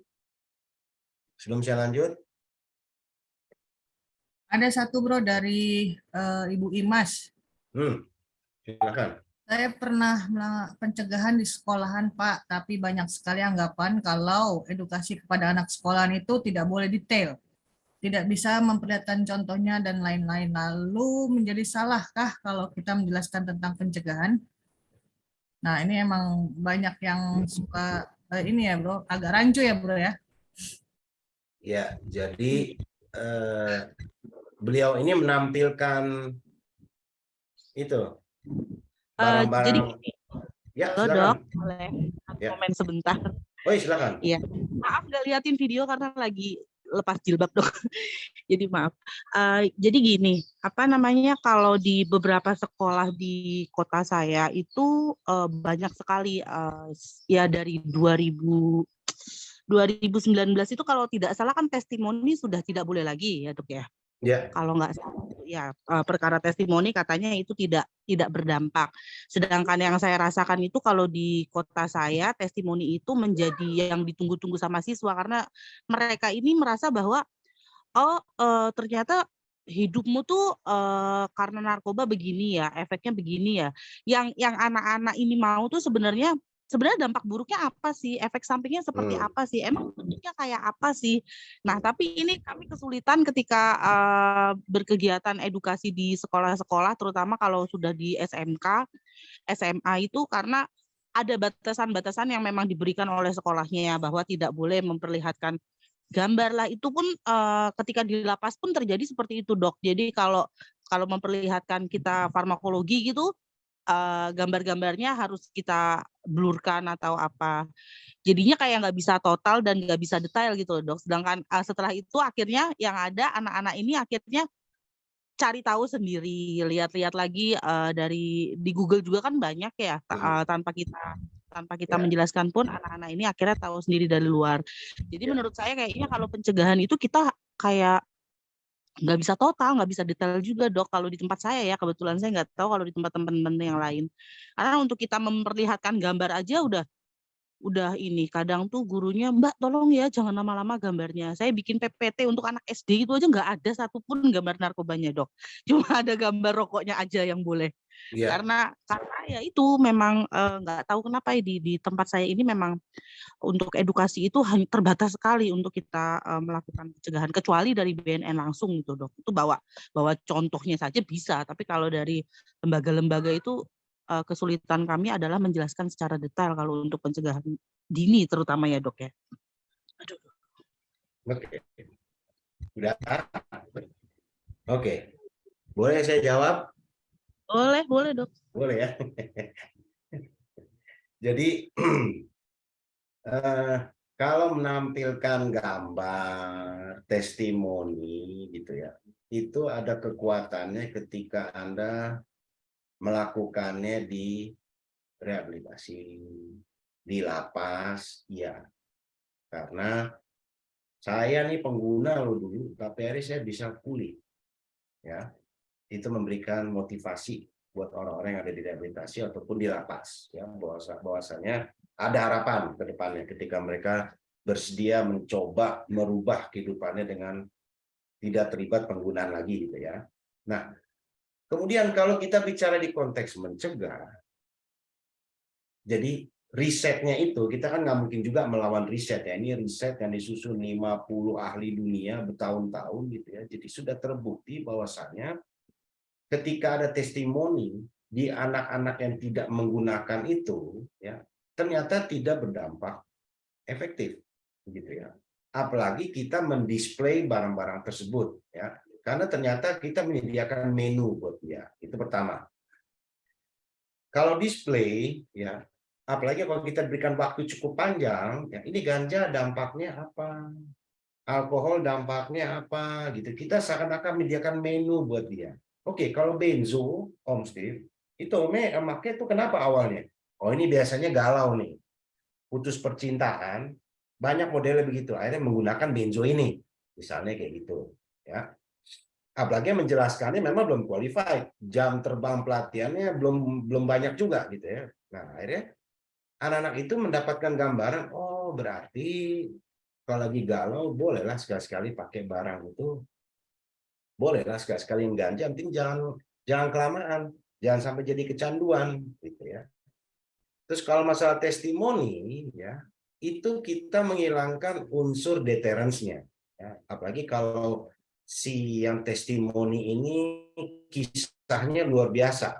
Saya tadinya hancur-hancuran, bla bla bla bla bla bla, tapi karena saya pulih, saya rehab di BNN gratis, terus saya dapat kerja. Nah, Anak-anak itu dapat gambarannya, terus bahaya narkoba itu di mana?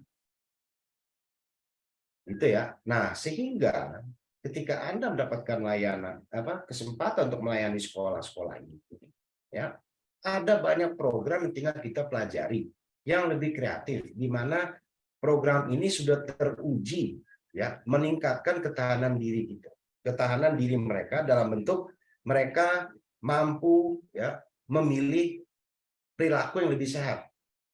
Mereka bisa menentukan mana yang berisiko, mana yang tidak, begitu ya. Karena ini yang lebih akan memperbaiki proses pertumbuhan mereka ke depannya, ya. Ketika mereka tiap ada masalah, tiap ada tekanan rekan sebaya, mereka bisa menentukan mana yang manfaat, mana yang tidak. Kira-kira begitu ya. Nah, tapi nggak apa-apa,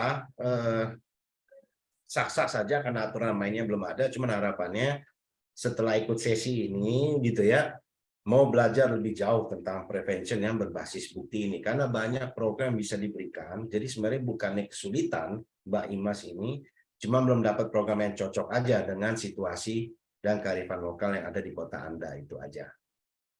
Oke, semoga cukup menjawab. Ada lagi? Kalau nggak ada, kita lanjut. Udah? Oke, kita lanjut.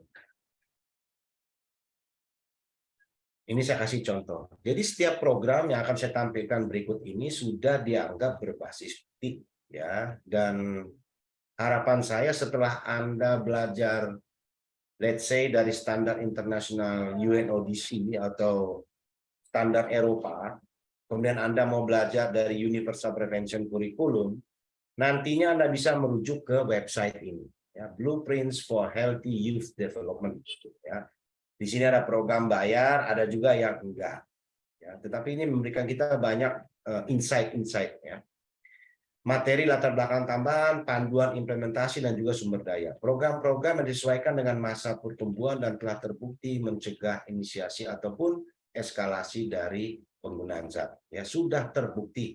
Kalau anak SD yang kita edukasi tentang gambar-gambar narkoba, sudah pasti guru-gurunya tidak mengizinkan, gitu ya. Dan kognisi anak SD ini pun belum nyampe ke situ, ya. Fungsi psikologis dia juga belum nyampe ke situ, ya kan. Untuk kita tampilkan gambar, kita larang, gitu ya. Apalagi anak-anak belia ini, ya. Saya sering kasih contoh, dia cara berpikirnya belum bisa konkret, ya, tapi masih abstrak. Ketika kita bilang jangan naik sepeda boncengan, ya, jangan ngebut, umumnya anak-anak usia belia ini dia akan melakukan itu, ya, karena dia belum bisa berpikir secara konkret, ya. Kenapa anak remaja senang naik motor bertiga malam nggak pakai lampu lawan arah, ya kan? Dia belum ngalamin konsekuensinya, ya. Dia masih berpikir secara abstrak aja, ya.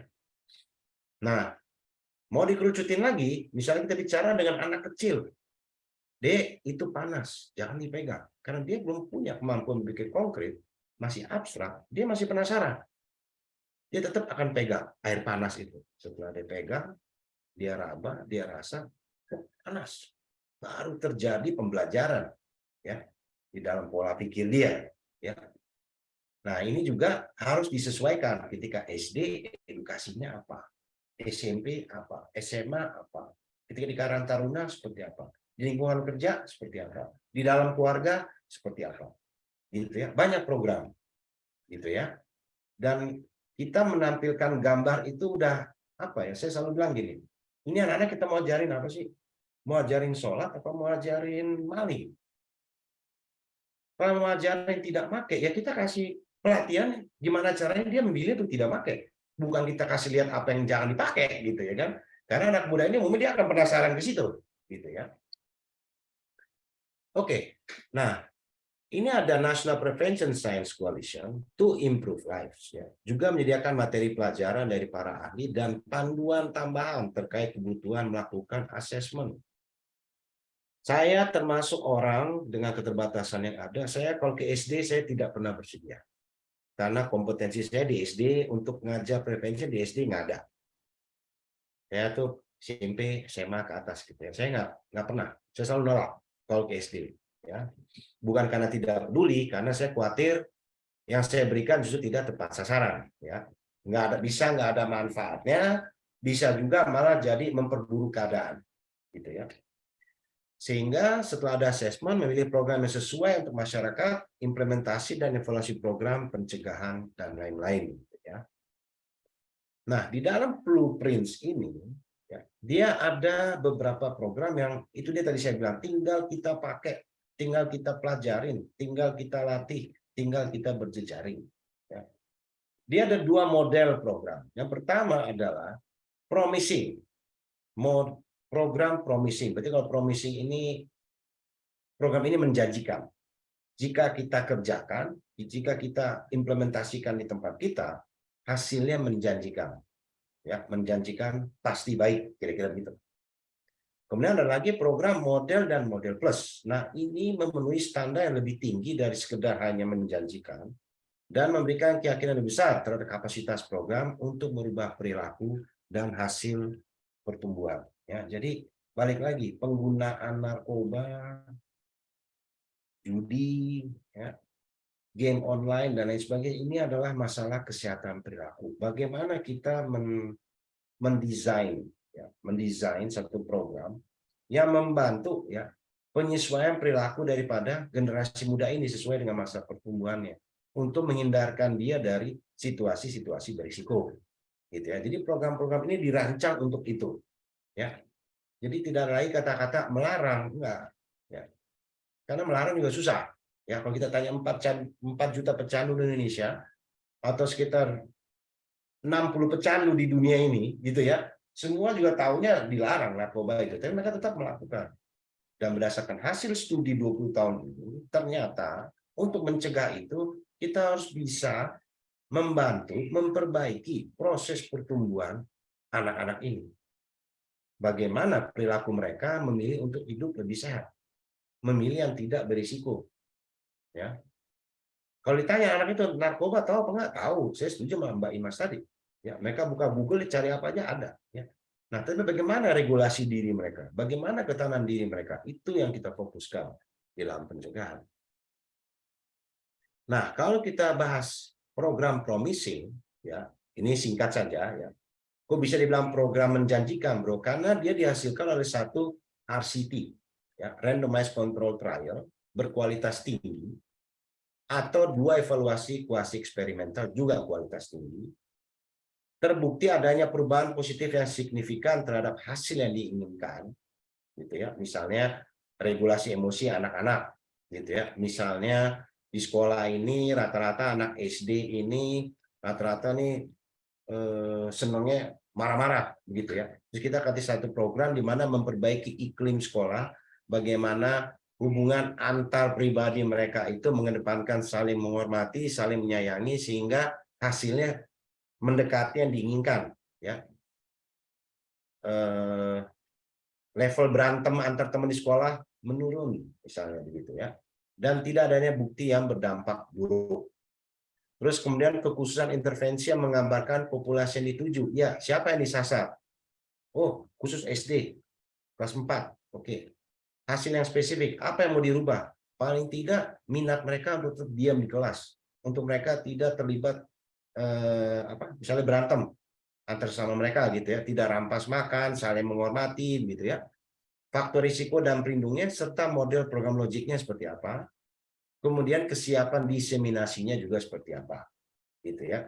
Ini program yang sudah dinyatakan promising program ini menjanjikan, jadi dia memenuhi 4 kriteria ini, gitu ya. Bisa membantu kapasitas organisasi juga yang mau melakukannya, manualnya udah ada, bentuk pelatihannya pun sudah jelas, gitu ya. Kemudian ada namanya model plus.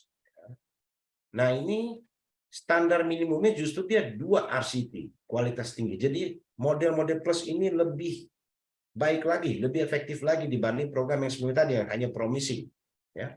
Karena dia harus melewati minimal 2 RCT kualitas tinggi atau 1 RCT ditambah 1 evaluasi kuasi eksperimental seperti sebelumnya, gitu ya. Dampak positif intervensi bertahan selama minimum 12 bulan sudah terukur juga, ya. Setelah program berakhir, misalnya kita mulai programnya Januari, berakhir di Juni tahun depannya masih berdampak positif terhadap anak-anak ikut program ini, ya. Dampak signifikan ini sama ya, kriterianya seperti di promising juga terpenuhi ya. Dan kemudian salah satu tambahannya adalah kalau model plus ini dia bisa direplikasikan secara mandiri. Begitu ya. Program ini selain udah siap diseminasinya gitu ya, manualnya ada ya, pelatihannya pun ada, ini bisa direplikasi secara mandiri. Jadi artinya buat kita lebih mudah digunakan. Begitu ya. Karena sudah dinyatakan memenuhi kriteria untuk diaplikasikan secara mandiri. Boleh. Gitu ya. Oke. Ini ada beberapa contoh program. Ini ada yang namanya Good Behavior Games untuk usia 6 sampai 10 tahun ya, kelas 1 sampai kelas 2. Ini pencegahan universal berbasis sekolah, terdiri dari sebuah perangkat strategi untuk membantu peserta didik belajar dan menerapkan keterampilan pengelolaan diri. Ya, bagaimana mengelola diri mereka, bagaimana mengelola emosi mereka, bagaimana mengelola pola belajar mereka, disiplin mereka, gitu ya. Sampai berkolaborasi untuk membuat ruang kelas mereka menjadi sebuah lingkungan yang belajar yang aman dan produktif, gitu ya. Nah, Good Behavior Games bukan sebuah program manajemen classroom, namun dapat membantu dan memudahkan mengelola ruang kelas, gitu ya. Ini menarik juga. Program ini mengkombinasikan ilmu pengetahuan dari program Youth Violence Prevention, ya. Jadi bagaimana caranya untuk mengurangi kekerasan di sekolah, ya. Isti ini kan main-main jatuh, toyor-toyoran, pukul-pukulan gitu ya, bisa ada berantem. Nah ini gimana kita mengurangi, mencegah itu, ya.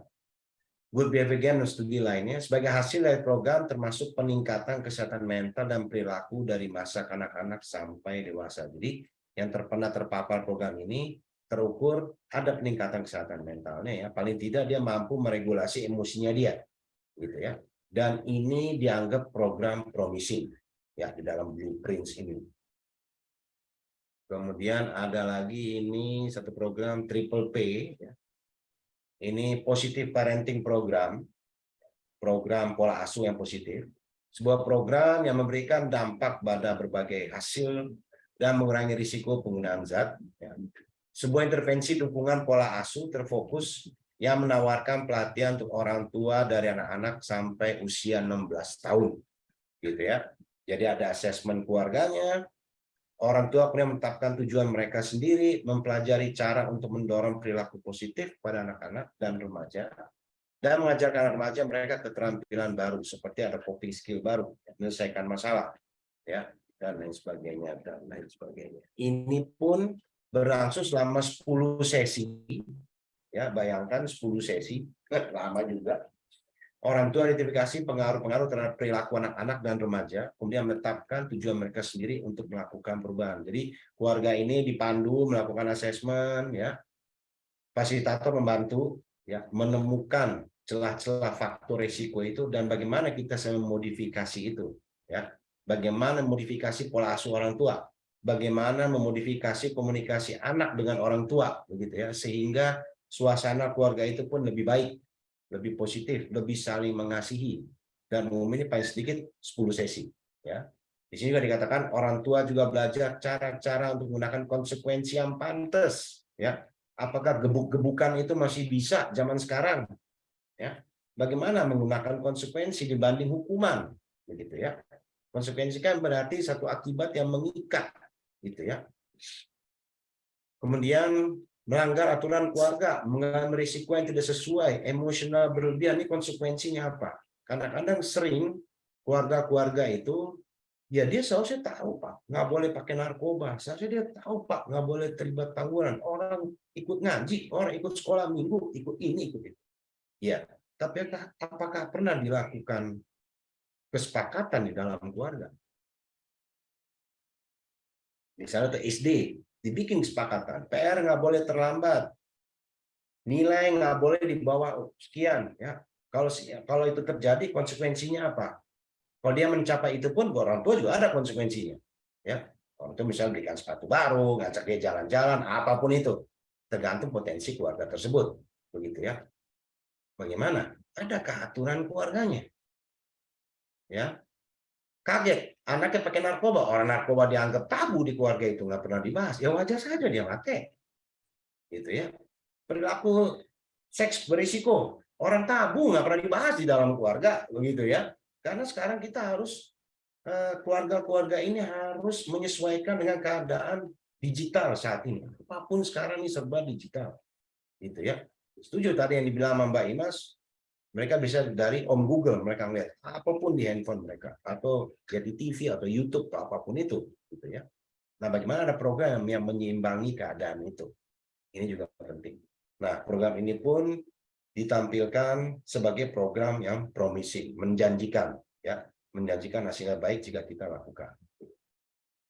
Kemudian kalau di sini ada teman-teman BNN, ya, ini ketahanan keluarga asal usulnya dari sini. Ya, SFP, ya, Strengthening Family Program, umur 10 sampai 14 tahun.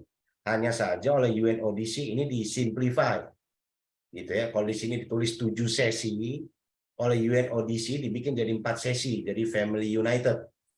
Kemudian ditransform lagi, ya, di Indonesia oleh BNN ya menjadi ketahanan keluarga, tapi tetap 4 sesi, ya. Pengajaran pola asuh, ya, keterampilan sosial anak-anak, bagaimana membangun komunikasi di dalam keluarga, gitu ya. Bagaimana keterampilan kecakapan keluarga, bagaimana keluarga ini punya kemampuan, punya visi misi yang sama ke depannya. Yang kita mau capai apa sih? Gitu ya. Orang tua dan remaja berinteraksi secara terpisah dan bersama, ya. Jadi sesinya sesi anak sendiri, sesi orang tua sendiri, kemudian ditemukan di dalam sesi keluarga, ya. Ini juga bagus banget. Dan ini juga dianggap sebagai program yang menjanjikan, promising. Kemudian ada lagi Raising Healthy Children, ya, kelas 1 sampai 12, intervensi pencegahan, ya, yang konsentrasinya mempromosikan pertumbuhan positif dengan menggunakan sebuah pendekatan sesuai pertumbuhan yang ditargetkan faktor risiko dan pelindungnya, gitu ya. Ini pun dianggap program promising, ya. Tapi kita harus ingat tujuan utama adalah meningkatkan komitmen pada sekolah, pencapaian akademis, kompetensi sosial untuk mengurangi perilaku antisosial. Jadi macam-macam nih. Setelah kita assessment satu sekolah, ada banyak program yang bisa kita pakai, gitu ya. Kemudian ada ini life skill training, sebuah program basis sekolah yang telah ditampilkan mampu mencegah penggunaan zat dan kekerasan melalui keterampilan kognitif perilaku, ya, yang meningkatkan rasa percaya diri. Bagaimana dia mampu membuat keputusan, bagaimana dia mampu menyelesaikan masalah dan berpikir kritis. LST ini juga cukup panjang, ya. Jadi di sini ada tahun pertama 15 sesi, ya, per kelas, plus 3 sesi pilihan pencegahan kekerasan. Tahun kedua jadi 10 sesi. Tahun ketiga menjadi 5 sesi. Ya, jadi kalau dalam SMP ini dia, gitu ya, ini ada 15 sesi yang harus dia ikutin. Nah, life skill training ini, jika dilakukan secara konsisten dan berulang, ya, ini dianggap sebagai program model plus. Jadi masih dianggap program sebagai efektivitas paling baik, gitu ya. Ini yang ngomong bukan saya. Ya, bukan karena saya percaya learning social theory, bukan karena saya selalu melakukan life skill training di sekolah-sekolah, bukan itu. Tapi ini para ahli dalam blueprint inilah menyatakan life skill training ini masih dianggap yang paling efektif karena dia model plus, bukan promising. Ya, ini beberapa contoh aja. Nah, ini ada MST juga, ini buat indicated nih Mbak Keken, ya. Jadi kalau memang sudah terdampak, ya, bagaimana caranya? Jadi kalau ada yang ikut Family Treatment UNODC, nah ini ngambilnya dari MST juga, gitu ya. Ini hampir sama. Bagaimana caranya membangun peran keluarga yang responsif, gitu ya. Responsif terhadap kebutuhan anak, terutama jika sudah mulai menggunakan, begitu ya. Dan ini pun model plus MST ini. Waktu saya 2015 ikut pelatihan SIKET, perawatan untuk remaja, memang ini yang ditampilkan, MST ini. Dan ternyata sampai sekarang masih cukup efektif ya. Di sini juga dinyatakan sebagai program model plus. Oke. Jadi dari saya demikian ya. Semoga cukup memberikan gambaran ya, karena kalau kita bicara prevention itu banyak Banyak, saya hanya memberikan overview aja dengan beberapa contoh.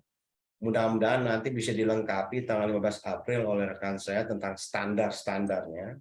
Jadi kalau tadi adalah kerangka berpikir pencegahan, terus pencegahan itu disusun dengan apa, dengan contoh-contohnya, nah nanti ditampilkan standar-standar apa yang ada secara internasional tanggal 15. Jadi dari saya demikian, ya. Terima kasih untuk waktunya. Kalau ada yang mau bertanya, boleh. Saya kembalikan kepada Sis Keken untuk memandu. Kalau ada yang mau bertanya, silakan. Terima kasih.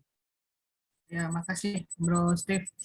Menarik ya, maksudnya gampang susah melakukan pencegahan. Perlu